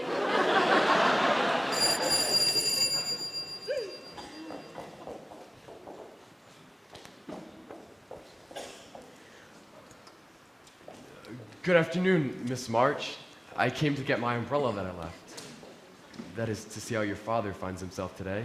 It's very well. He's in the rack. I'll get him and tell it you're here. Oh, please sit down. I'll go get my father. Don't go. Are you afraid of me, Margaret? How can I be afraid of you when you've been so kind to Father and all of us? I only wish I could thank you for it. Shall I tell you how? Oh, no, please don't. I'd rather not. I won't trouble you. I love you so much, Meg. I only want to know if you care for me a little. Thank you, Mr. Brooke. You're very kind. But I don't know. Will you try and find out? I just want to know. I'm too young. I'll wait. And in the meantime, you could be learning to like me. Would that be such a difficult thing to learn? Not if I choose to learn, but... Then please choose to learn, Meg, and perhaps I could help you. I do love to teach, and this will be easier than German. I don't choose. Please, go away and leave me be. Do you really mean that? Yes, I do. May I hope that you'll change your mind. I... Don't play with me, Meg. I didn't think that of you. Don't think of me at all, then. I wonder if that's even possible. Bless me, what is all of this? Excuse me. Father's friend. I'm surprised to see you, Aunt March. That's evident. But what is father's friend saying that makes you look like a peony? There is mischief going on here, Margaret. I intend on knowing what it is. We were merely talking. Mr. Brooke came for his umbrella. Brooke? The Lawrence boys' tutor? Is that the kind of person you associate with? Hired help? Hush! He'll hear you. Don't touch me, young lady. I've something to say to you, and I must free my mind at once.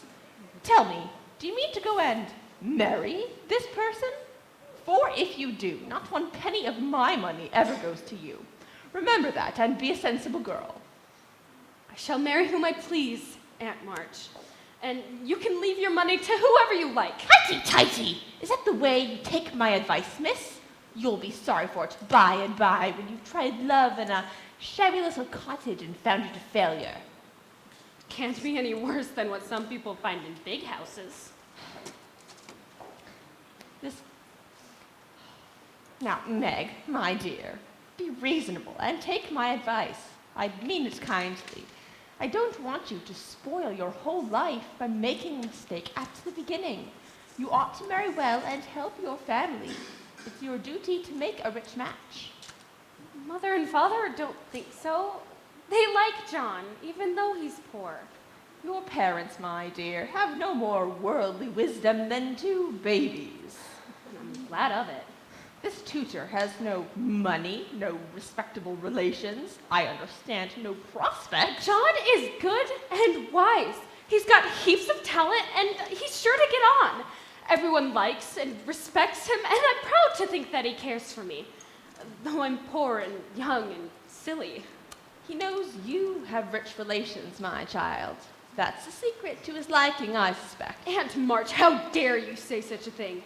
My John wouldn't marry for money more than I would. Well, I wash my hands of the whole affair. You are a willful child, and you'll lose more than you ever know by this piece of folly. Don't expect anything from me when you're married. I am done with you forever. Thank you for defending me, Meg. John, you heard? And I thank your Aunt March for proving that you do care for me.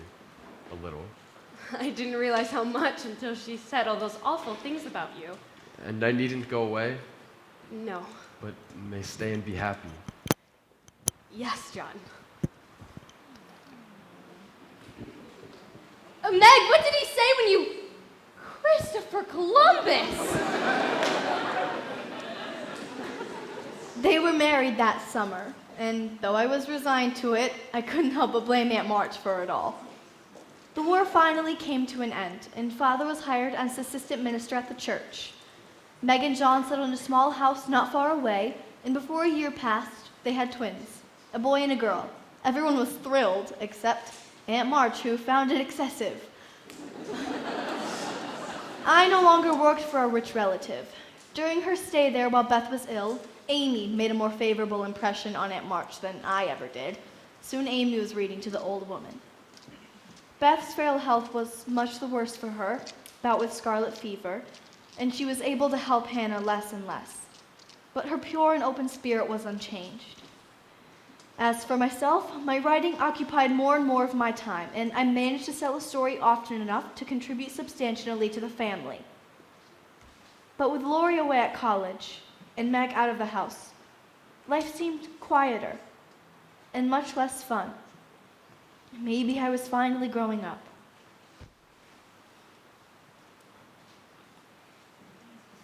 Is this the home of that literary genius March you hear so much about? Lori! What a surprise! But your letter said... I left campus a few days early. And I did well on my exams, you'll be surprised to know. John Brooke ought to be proud. Me too. He's not the only one who had to drum some sense into that mind of yours. Now sit and tell me all about it. Did you propose marriage to anyone new this week? Not this week. You're incorrigible, Laurie. According to your letters, you've fallen in love every month this past semester. Oh, don't be like that, Joe. Jealousy's not for you. Jealousy? I just didn't want you to give flirting a bad name. And you do flirt atrociously, Laurie.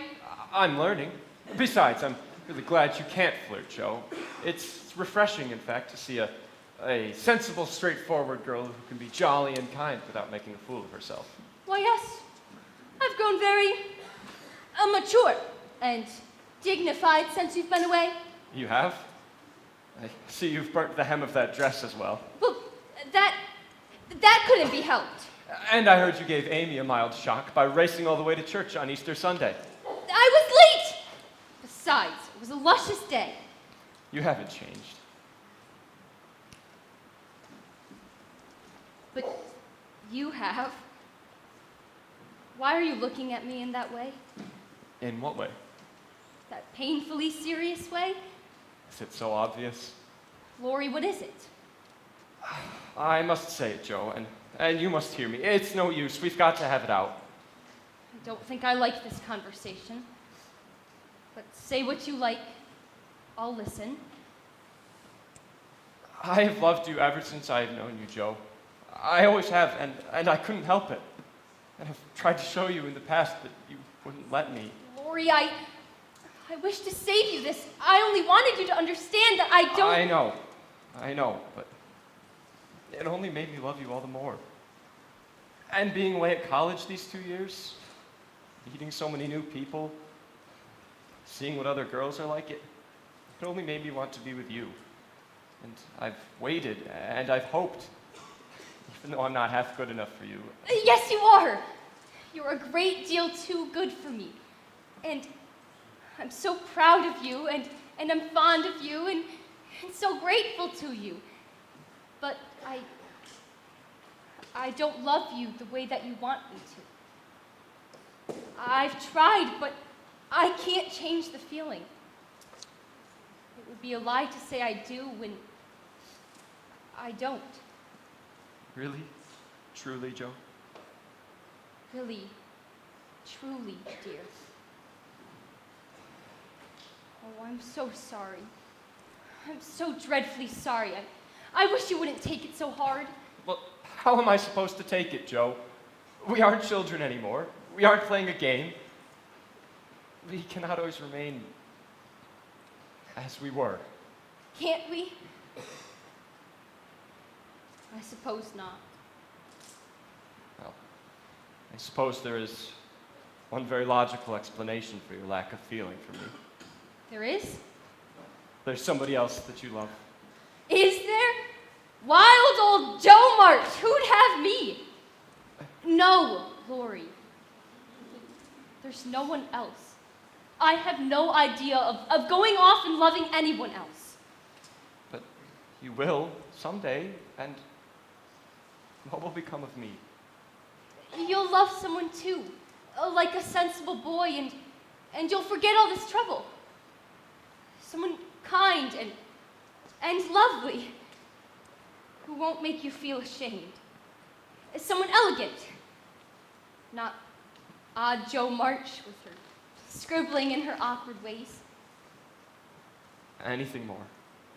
Nothing more, except that I don't believe I shall ever marry. I love my liberty all too well to be in a hurry to give it up for a mortal man.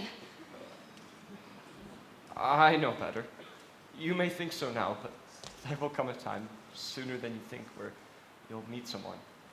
Some fool who makes you think you're something that you're not. And you'll love him tremendously, and you'll live and die for him. I know you will. It's just your way, but I, for one, will not be able to stand by and watch such a thing happen. Lori, where are you going? To the devil.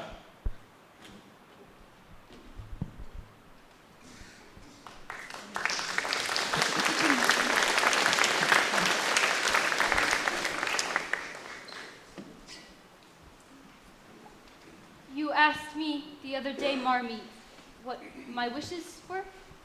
Yes, Joe. You seemed somewhat despondent, and I wanted to know what was on your mind. Well, I'll tell you one of them. I want to go away this winter for a change. Why, Joe? I feel restless and anxious. Anxious for what, dear? To be seeing and doing and learning more than I am. I need stirring up, to try my wings. And where would you like to try your wings? New York. I had an idea yesterday, and this is it. You know how Mrs. Kirk wrote to you, asking if you knew of some respectable young person who could teach her children to sew and whatnot? Well, I think I should suit her if I tried. I'm sure you would. It would be a good experience for you, but what about your writing? Well, all the better for a change.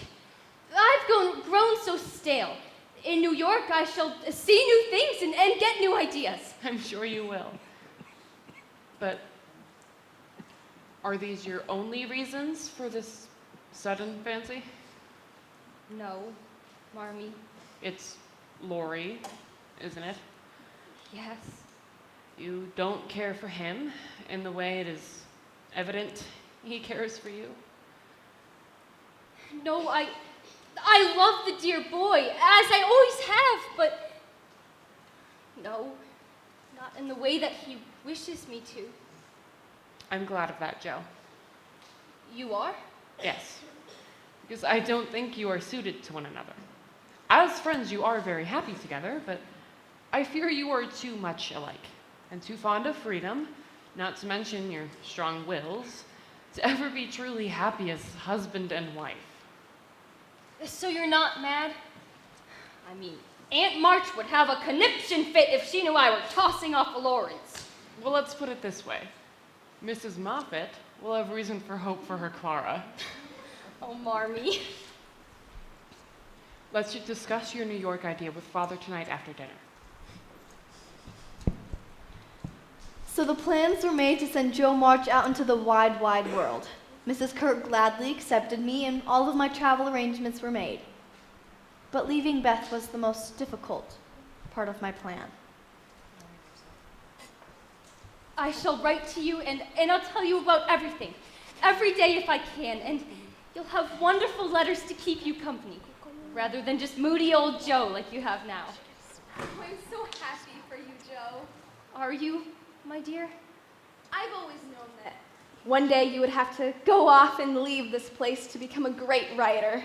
Well, governess at Mrs. Kirk's boarding house isn't quite the same as going off to Paris to write poetry, but it's a start. I shall miss you, Joe. And I shall miss you, my precious Beth. Oh, I'd take you with me if I could, Joe. but I belong here. And only here.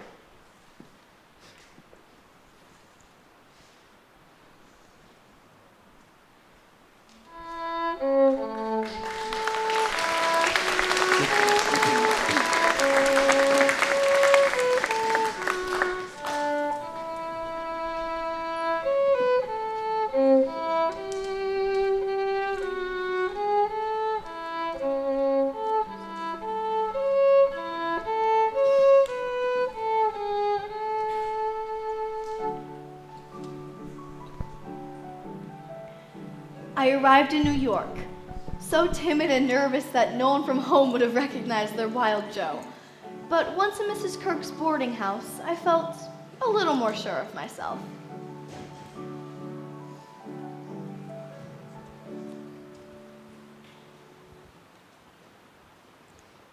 Now, my dear, make yourself at home. I'm on the go from morning till night, as you may suppose, with the boarders and my own family. But a great anxiety is off my mind, knowing that the girls are safe with you. You will use this sitting room here for all of your lessons, but all of my rooms are open to you. I promised your dear mother I would do all I could to make you comfortable. There are many pleasant people in the house if you're feeling sociable, and your evenings are always free. If you have any problems, let me know, and I will do my best to... What in heaven's name?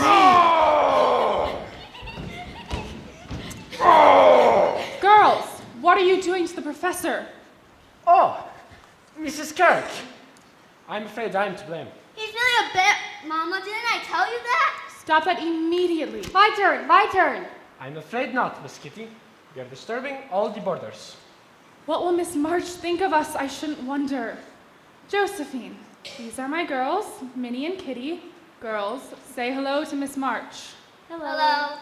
And this is Professor Bear. He's in the second floor rear room.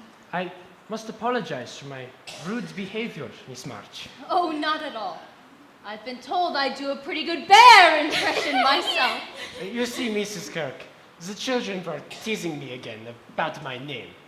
Professor Bear is a bear, they say. So I become bear for them. I've told you girls to leave the professor alone while he's working. Thank goodness you've come, Josephine, before my girls become wild as horses. Now, off and get your tea. Mrs. O'Connor set out in the kitchen half an hour ago. They're not bad girls, Josephine. Bad girls? No, not at all. But very spirited. That's the word, spirited. The professor knows. But I must not intrude any further. Good day, Miss March. I hope you will like it here. I'm sure I will. Good. Now I must return to my room. He's a dear man from Berlin. Very learned and good, but poor as a church mouse. He takes in some pupils and does some translating, but they say he was quite the scholar in Europe. It's a sad story. Now, let me show you to your room. Right this way, it has a fine view of the church tower. And so began my career as a governess. As for my other career, New York was both a stimulating and discouraging place. I submitted a new story to a weekly newspaper, only to be told that it wasn't sensational enough. It wasn't until I added duchesses, bandits, and murderers that they liked it. So I became a New York writer, of sorts. But at what a price. But I soon learned that Professor Bear was indeed a scholar, as Mrs. Kirk had said. This German knew more literature and English than I'd ever imagined knowing. Ah, Miss March. Professor? I have been anxious to show you something. So I wait here, because I know you will come. What is it, Professor? I found the Emerson that I mentioned to you yesterday. It was hiding in my room with all the books and papers that make such a mess. But I find it, and I give it to you. Why, thank you, Professor. I shall return it as soon as I'm finished reading. No, for you to keep. You are a young writer, and this book says what I feel in my heart about writers. Thank you, Professor. Read what is written inside. To Miss Josephine March, may all your words be as extraordinary as the fields you have chosen. Friedrich Bear. Oh, Professor, I don't know what to say. Then say nothing. It makes me happy to give it. These words shame me, Professor. Why do you say that? Well, I've yet to write anything that's extraordinary. I'm just a scribbler, and I'm a pretty ordinary one at that. Perhaps sometime you will let me see. Read my stories? Oh, I could never. You're so wise, and I'd be so embarrassed. I would read them not like a teacher, but like a friend. Well, all right. Someday, I promise. Good. Now, you must tell me what you thought of the Goldsmith novel. As weeks passed, I felt as Mrs. Kirk's home was mine as well. Little Kitty and Minnie were indeed spirited, but we liked each other from the start and had a grand time.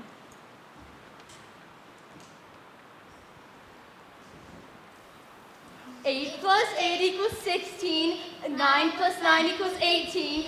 10 plus 10 equals 20. Josephine, you're back, finally. Yes, we've just been to the park. Is something wrong, Mrs. Kirk? We were counting lampposts, Mama. It's squirrels. And dividing by tens. That's very nice, dears, but Miss March has visitors. I do? Yes, in the sitting room. Come along, girls. Continue your counting. 11 plus 11 equals 22. 12 plus 12 equals... Amy, Aunt March! Joe, finally! Do you realize we've been waiting for over 30 minutes? I'm sorry, but such a surprise. Amy, why didn't you write to tell me you were coming for a visit? We aren't here for a visit. I thought we'd pay a common courtesy call since we are passing through. Passing through? Our boat leaves this afternoon, Joe. I'm accompanying Aunt March to Europe. Europe? Oh, Amy, how exciting for you. I know I once spoke of bringing you with me, Josephine, but you must admit, Amy does make a much more suitable companion. Oh, I hope you don't mind terribly, Joe. I know how you've always dreamt of going. Well, I'm disappointed, that's for sure. This will take me a while to get used to, but in the meantime, how exciting for you, Amy. You shall go to France and see all of the wonderful paintings. I am going purely for medicinal reasons. I shall be taking the waters in highly respectable places and tending to my poor health. I promise I will write. I believe that Europe will make a real woman out of me. I'm sure it will. And you'll probably meet a very handsome Italian count, and you'll marry into his family and live in his palazzo. And I will send for you, and we'll dig in the Roman Forum for relics and carry out all of the plans we have made so many times. Ridiculous chatter. The very idea. Come, Amy, we must see that my luggage is put aboard safely. Must you go so soon? Steamships do not wait for idle talk. Goodbye, Josephine. Bye, Aunt March. I mean, bon voyage! I will write to you about everything. And if you'd like, I'll give my best to Lori and Mr. Lawrence when we meet them in Paris. Lori's in Paris? Oh, but didn't you know? Surely Lori stopped by when they were in New York last month. No. They left on the 15th. I think it's what convinced Aunt March to go. She said if Europe was good enough for the Lawrences, it was good enough for, you know, us. Goodbye, Joe. Goodbye.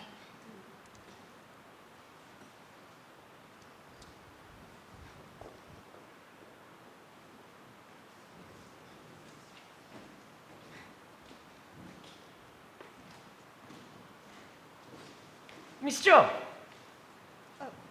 Yes, Professor? I wanted to talk to you about your stories, but this is a bad time, perhaps? Oh, no. This is a perfect time, Professor. So, you read them all? Yes. Well, give me the truth and don't be stingy with it. Miss Joe. Oh, they're pretty awful, aren't they? It is only that. My friend, why do you waste your talents like this? You are too good for such.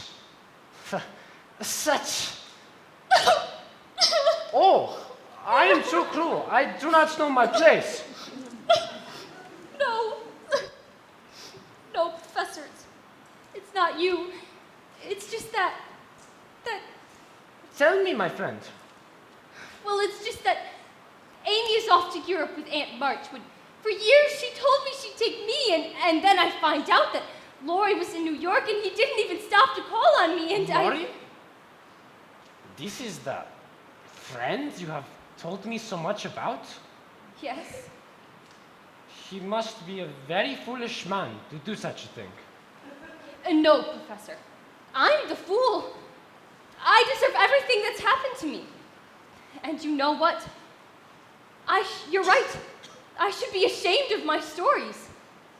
But you see, well, the maid at the dungeon that paid well enough for me to send some Christmas gifts home last year, and the lost lovers, well, that paid well enough for me to buy some You books have and- talent, Miss Joe. I can tell from this that you have great talent. You really think so, Professor? But you must treat your talent with care. You must only write what you feel here, in your heart, in your soul. Then your talent will blossom. Then you will truly be a writer. You're so kind, Professor. And you're so wise as well. I shall do what you say, and I thank you.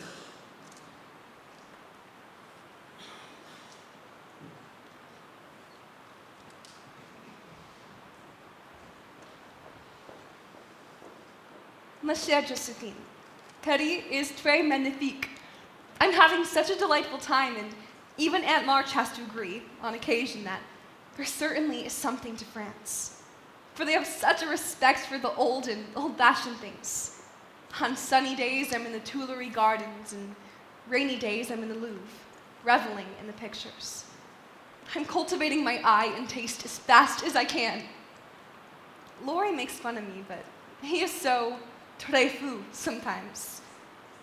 Yesterday at the museum, I saw Napoleon's cocked hat and gray coat, his baby cradle, and even his old toothbrush. Also, Marie Antoinette's little shoe, the ring of St. Denis, Charlemagne's sword, and so many other interesting things. Who'd imagine that I'd get to see such things? Anyway, I must close now because Auntie March is calling. I long to see you again, Joe, and in spite of all of my nonsense, I am votre ami. This castle hath a pleasant seat. The air numbly and sweetly recommends itself unto our gentle senses. I do not know if the kind Mrs. Kurt would appreciate her boarding house being compared to Macbeth's castle. Oh, it was wonderful, Professor. It's always been my dream to see Macbeth performed on a stage. I thought it was your dream to play Macbeth yourself. Oh, that too. What I could do with the dagger scene. I should very much like to see it. Oh, what a villain I would be, Professor. That man tonight, well, he was capital, just like I'd always imagined, but I'd still love to get my hands on the Scottish Thane. I will not yield to kiss the ground before young Malcolm's feet and be baited by the rabble's curse. Bravo, bravo.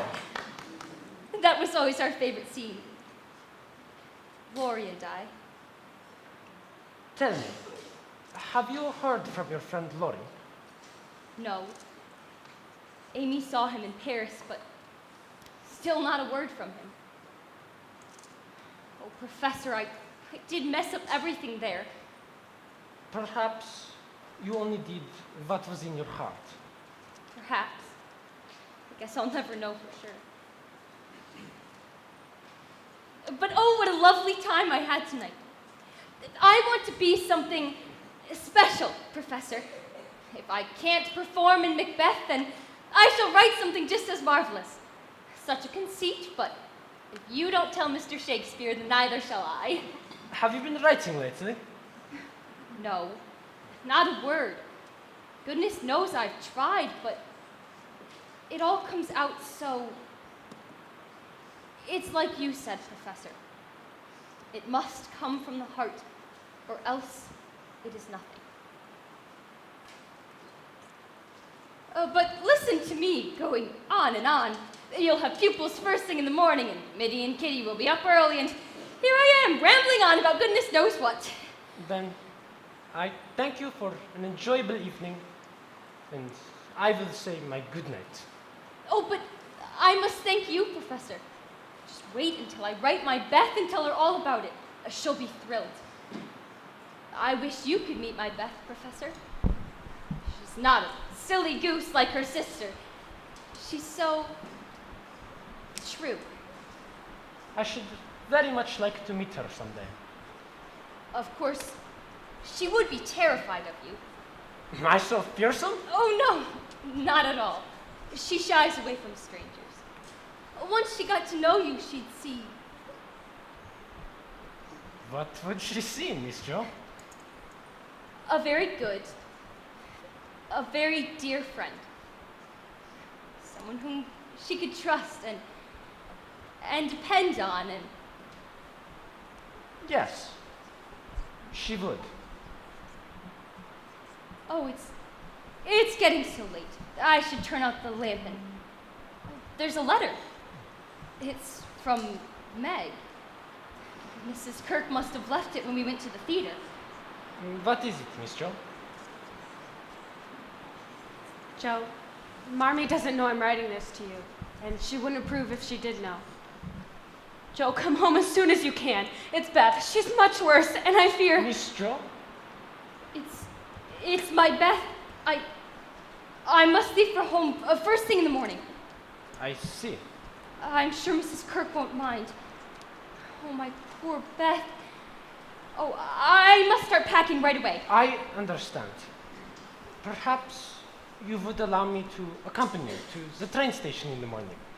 I should like to be of some service. Oh, could you, Professor? Excuse me.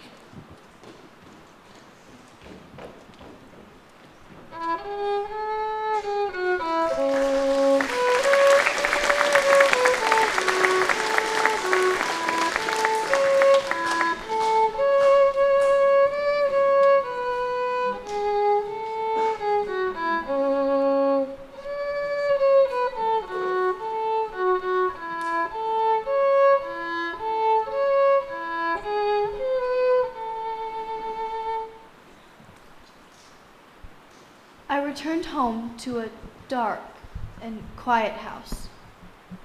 How quickly it had all happened. From that family joyfully reunited on that Christmas Eve to this cold February day when all was silence and waiting. Can I see Beth, Father? Not now, Joe. She's sleeping soundly and your mother is with her. Come in here. Let me look at you. My wild Joe. How different you seem. Oh no. I'm afraid there's no chance of improvement here. I must have said the wrong thing at least twice every day while I was in New York. But I don't regret my time there. It was capital. So we gathered from your letters, but it's so good to have you back. But what of Beth, Father? She will get better, won't she? It's no use. Every doctor says the same thing, and hoping for recovery now seems almost prideful. But we must keep Beth comfortable and admire her sweet disposition while we still have her with us. Oh, Father. Beth had indeed maintained her sweet, unselfish ways. We spent hours in her room talking of foolish things, and days gone by. It wasn't until several days after my return that we were able to speak about what truly occupied our minds. When I am gone, Joe, you must stand. No, Beth. We won't speak of such things. But we must. You see, Meg has John and the twins to comfort her. And Amy has a whole new world opening up to her. But Mother and Father, they will need you all the more, Joe. I shall try my best, Beth. But I'd rather believe Please that you're... don't. I have been resigned to it for so long that it only hurts me to see those I love trying so hard to keep hoping. You see, Joe, I've always had this feeling that it was never intended that I should live long. But that's just a morbid fancy you have, because you're so unwell. I've always known. I'm not like the rest of you. I never made plans about what I'd do when I grew up. I never thought of myself as grown or married. I couldn't seem to imagine myself as anything but shy little Beth, hiding myself away in this house, of no use anywhere but here. I wanted never to go away. And the hard part now is leaving you all. I'm not afraid, Joe, but it seems I shall be homesick for all of you, even in heaven.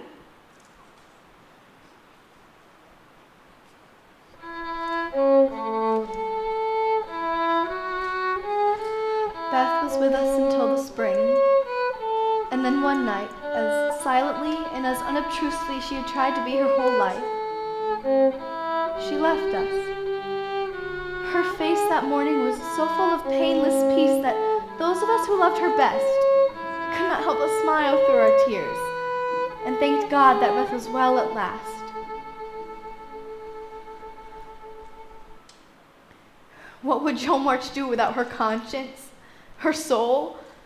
Well, Beth had left them behind with me, and not knowing how else to handle my grief, I turned to writing.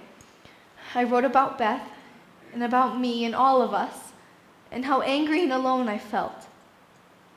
And the more I started to write, the more I started to understand about what the professor said about only writing what you can feel in your heart.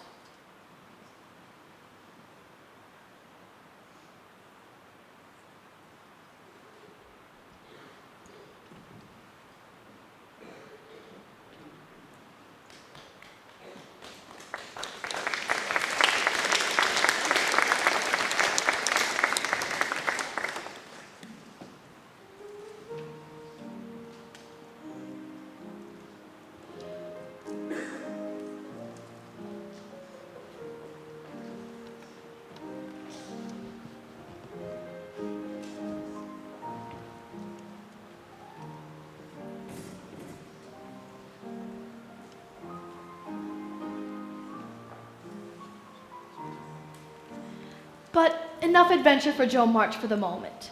Elsewhere, another adventure was taking place. I will tell you about the romance of Amy and Laurie, as it was later related to me by the participants themselves. It began in Paris.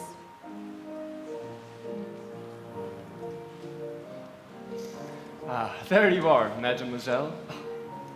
Now tell me, how many times are you going to paint that same statue? Until I get it right. I think it looks frightful enough as a statue. Why put it on paper as well? It's a very great statue, Laurie. And by sketching it, I will try to understand its greatness. That is what the art books say. I'm bored of books and gardens and... Amy, come for a ride with me this afternoon. I read of a little town not far from here that has bullfights. No. Thank you. Why not? You forget, Laurie, that I am in Paris as Aunt March's companion.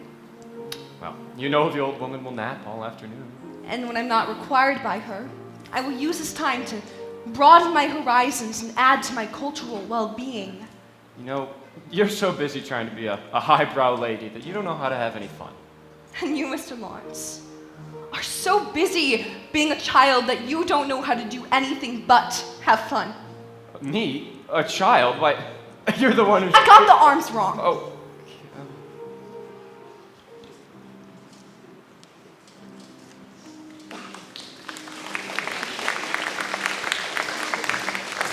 Then, a few weeks later in Heidelberg, You know, Joe wrote to me about this German professor in New York who taught her all about Beethoven and how to really appreciate his music. Did she? Yes, she explained that to truly understand Beethoven, you had to understand the German temperament. That's probably true. Music is something that is so easy to like, but so difficult to really appreciate. Then I suppose I shouldn't bother. You know, Joe was right about you, Laurie. I highly doubt that. We're frightfully an unserious person. She said as a childhood playmate you'd be ideal, but a grown-up adult, something is lacking. Joe said that? Well, she implied it. What does Joe know about it anyway? Does she ever act like a grown-up adult? No. Come to think of it. Oh, there you have it. Well, still, I think if a man Shh. I'm trying to listen to the music. things got somewhat more difficult in Baden-Baden.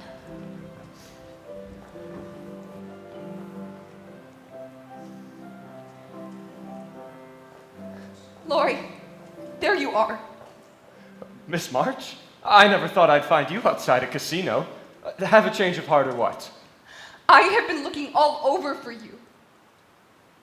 Your grandfather is rather ill this evening, and I just... He sent for me? No. I thought you ought to know. I know. He's not done nothing but complain ever since we arrived. Goodness, people come to Baden-Baden to improve their health, and here he comes to get sick. So you go off to some gambling casino to spend his money? Oh, well, my money. If it was his money, I would still be in there.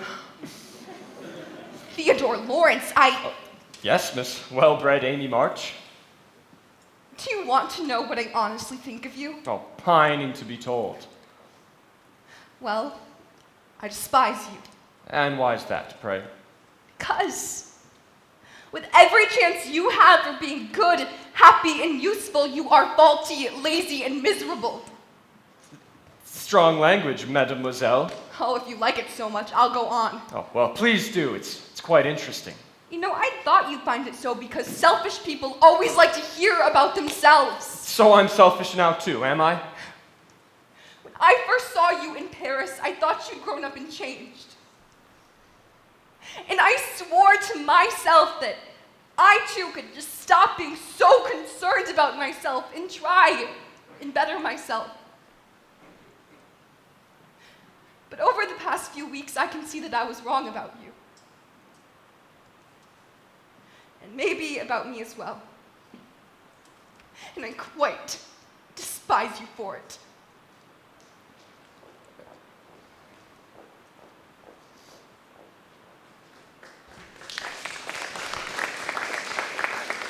Then finally, there was Rome. Good afternoon, Amy. Lord, there you are. How was your grandfather this evening? Much better. I think Rome agrees with him. We even toured the Vatican Library this morning. I'm glad to hear he's well. You know, I think the Italian climate agrees with Aunt March as well, because she's been in such an unusually cheerful mood these past few days. That's good. Looking at more old churches? Yes. Come on, no shortage of old churches in Rome. According to this book, the Cappuccini Chapel should be right down this street, but I don't see it. Let me see. Perhaps it's too hot anyway. Do you ever notice how quiet the streets get at this time of day? Siesta time. I can't make heads or tails of this map. Siesta time. What a quaint idea. Though I can't see folks back in New England taking to it. Perhaps you are just a little bit homesick, Amy. Perhaps I am. I was thinking of Beth again this morning. And how different things would be to go home when she won't be there. And then I thought to myself how wise she was. In her childlike way, she was so wise, and here I am traveling all over Europe with Aunt March and taking it all in, but Lori, I don't feel like I've grown at all. Oh, but you have. I mean, you're not the same little Amy March I remember back home. I don't feel the same, but am I anything or anyone better than I was? That's what I wonder. Amy, I know you don't care much for me, as you've said on certain occasions, but, well, if I may be honest, I think you are quite a remarkable person, and what you think of me matters more than I thought any person could matter. And so if you could only forgive me, and what I'm trying to say is, I can't read maps in Italian. Good day, Miss March. Lori!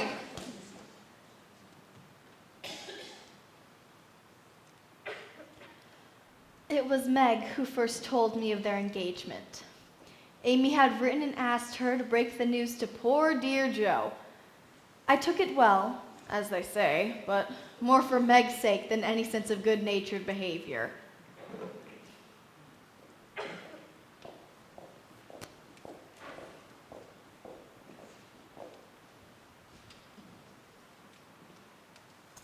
But it's perfect, of course. Amy loves fine things and elegant places, and, well, Lori can provide them for her. I would have been a perpetual embarrassment to the boy, but Amy, she'll be a testament to him and to herself. I think our Amy has changed, Joe. In her letters, she seems less flighty and self-absorbed. And her genuine concern for how you might react to her news, well, it was rather touching in its sincerity. I'm sure that Lori is the cause of change in her. He could get us March girls to do anything, except get me to marry him. Joe, do you mind awfully? Regrets? Not many. We do worry about you, you know. Our Joe, always the boldest and bravest of the bunch. But now, you seem so fragile. Oh, I'll be all right. There's no reason to make a fuss. How's your writing going?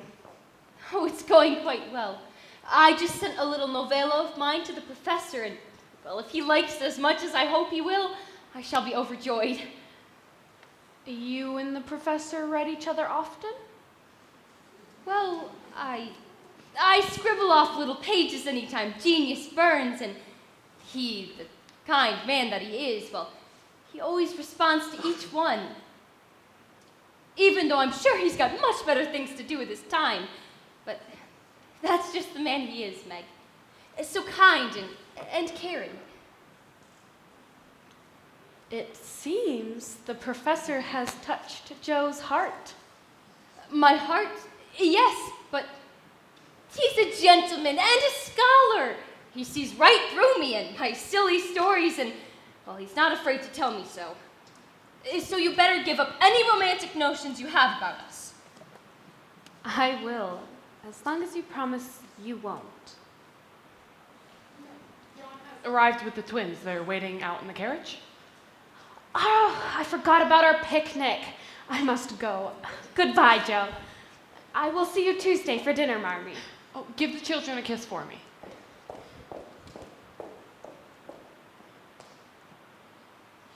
It's all right, Marmee, you can come in.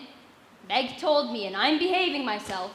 My dear Joe, I hope you were not too cross with me. I wanted to tell you myself, but well, Meg said Amy insisted she break the news to you. Amy knows I always try and act more mature when I'm with Meg. Amy was frightfully worried about you. First, she takes your place and goes to Europe with Aunt March, and then she and Lori... Well, it was my fault in both of the cases. And it seems that the whole world knows that I rejected Lori. What, do they think I was just teasing him? I knew you were sincere.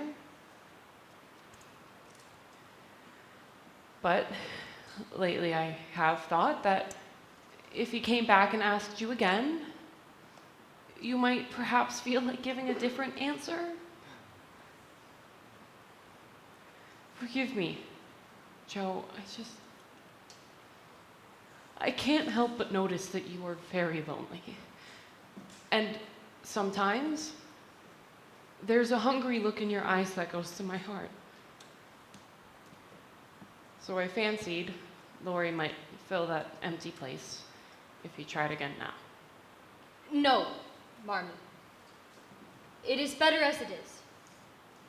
And I'm glad that Amy has found it in her heart to love him. You are right, though. I am lonely. And if Lori were to have asked again, I may have even said yes. Not because I love him any more than when he first asked, but because I care more to be loved. I'm glad of that, Joe, for it shows you're getting on. And someday... Oh, bosh on someday. I think I better start behaving myself right now. Joe. Oh, Marmee, I know. Girls are supposed to be patient and contented and happy with someday. Well, I'm responsible for myself, and no one else is to blame. Not Aunt March, or Amy, or even Lori. So there it is. Look at Jo. She finally has it all put together for herself. Of course I minded that Lori would marry Amy, and all the rationalizing in the world couldn't change that.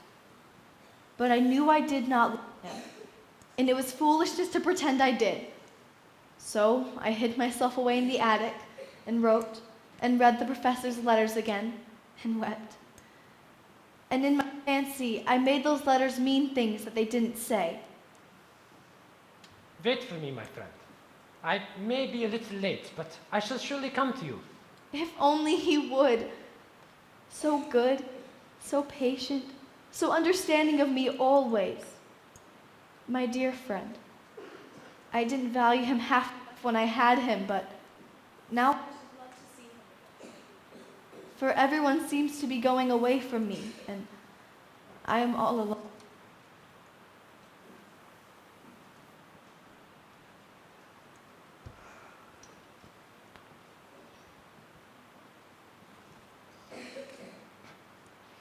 I would not yield to kiss the ground before young Malcolm's feet.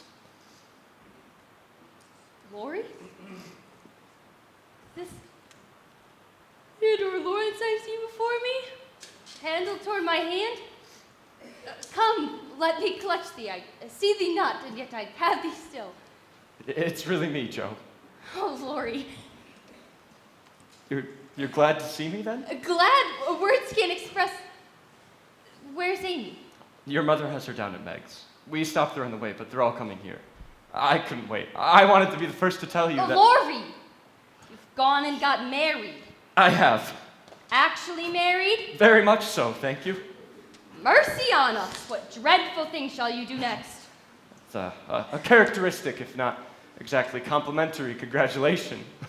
Well, what can you expect when you take one's breath away? You sneak in here like a burglar and you spring news like that on me when I'm half asleep. For all I know, I could still be dreaming all of this. Well, I do apologize, Joe, but you know I can never stand to keep a secret. So sit and tell me all about it. How long have you been a married man? 6 weeks at the American consulate in Paris. 6 weeks. And look at you already. You've grown bigger, taller, more distinguished. Yes, and so you really ought to treat me with more respect. How can I? The very idea of you married and settled is so irresistibly funny, I can hardly keep from laughing. You still see through me, don't you, Joe? I always will. But I am happy for you and Amy, so I shall behave myself. Are you really? I mean, happy for us? What, did you think I'd throw rocks on your return? Well, I wouldn't entirely blame you if you did. How you underestimate me, Mr. Lawrence. Joe, I must say something, and then we'll put it by forever. I never shall stop loving you, but that love has altered. I love Amy in the way I thought I once cared for you. And I see now that I was headstrong and stubborn, and wanted my best friend to also be my wife. But I've learned to love Amy, and she's helped me to learn about myself. And I honestly think that I can share my love between Sister Joe and wife Amy and love them both dearly, if differently. Joe, will you believe me and let us go back to the happy times we had when we first knew each other?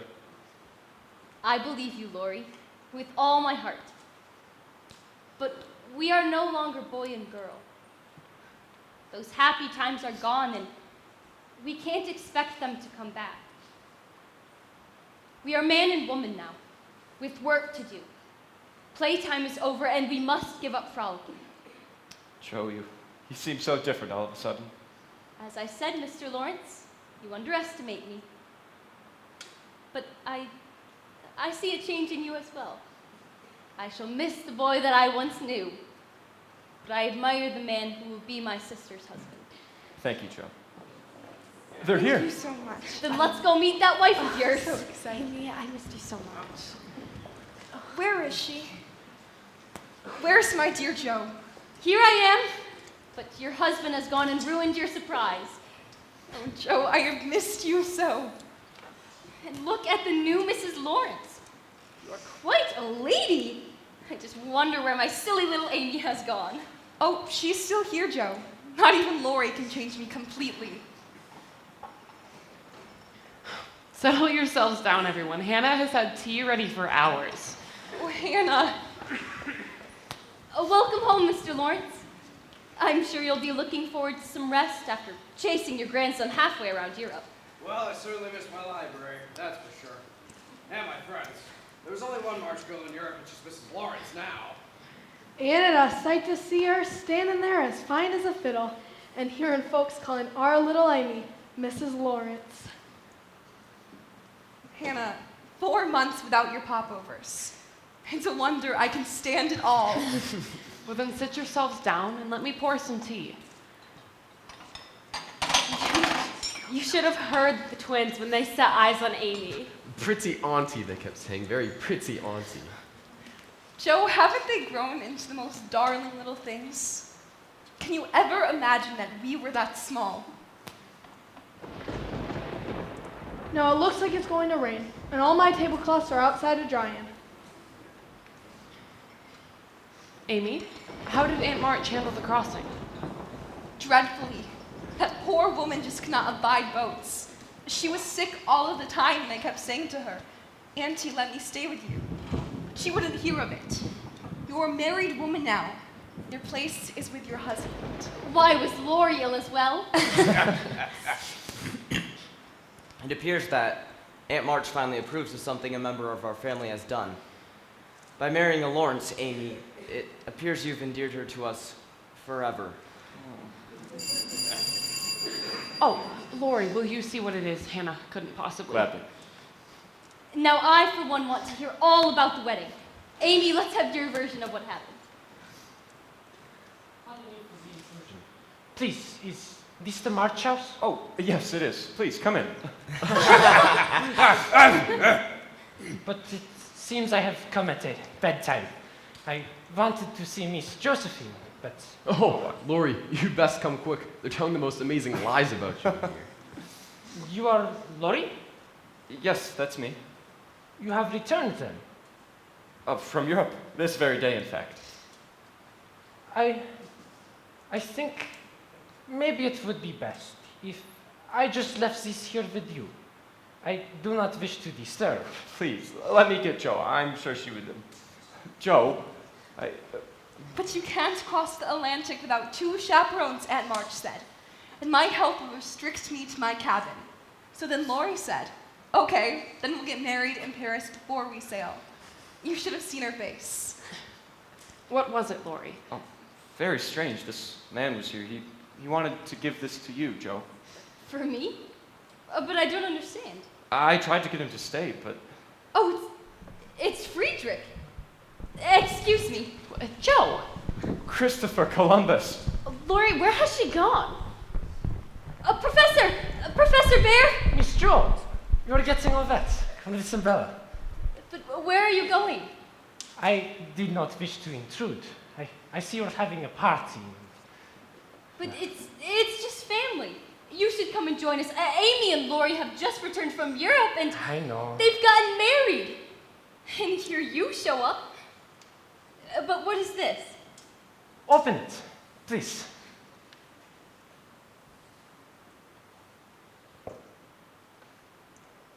It's my book. It's published?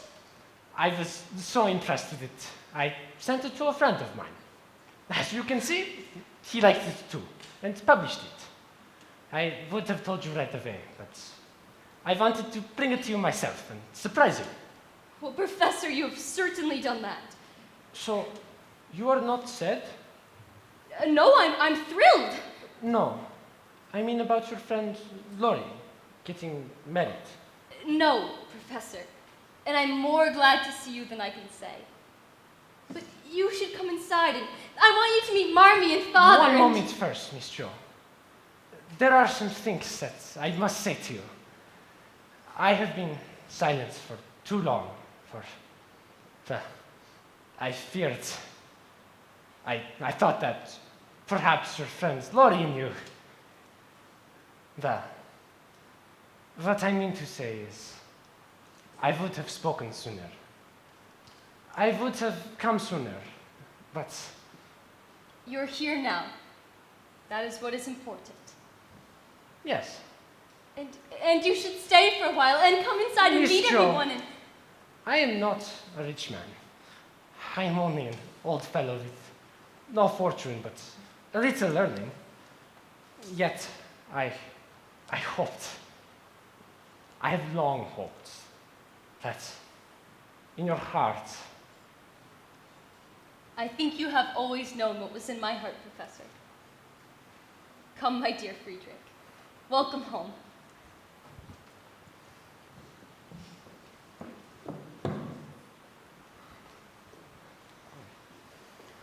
This is Friedrich, everyone, from New York. Hello. I'm Meg.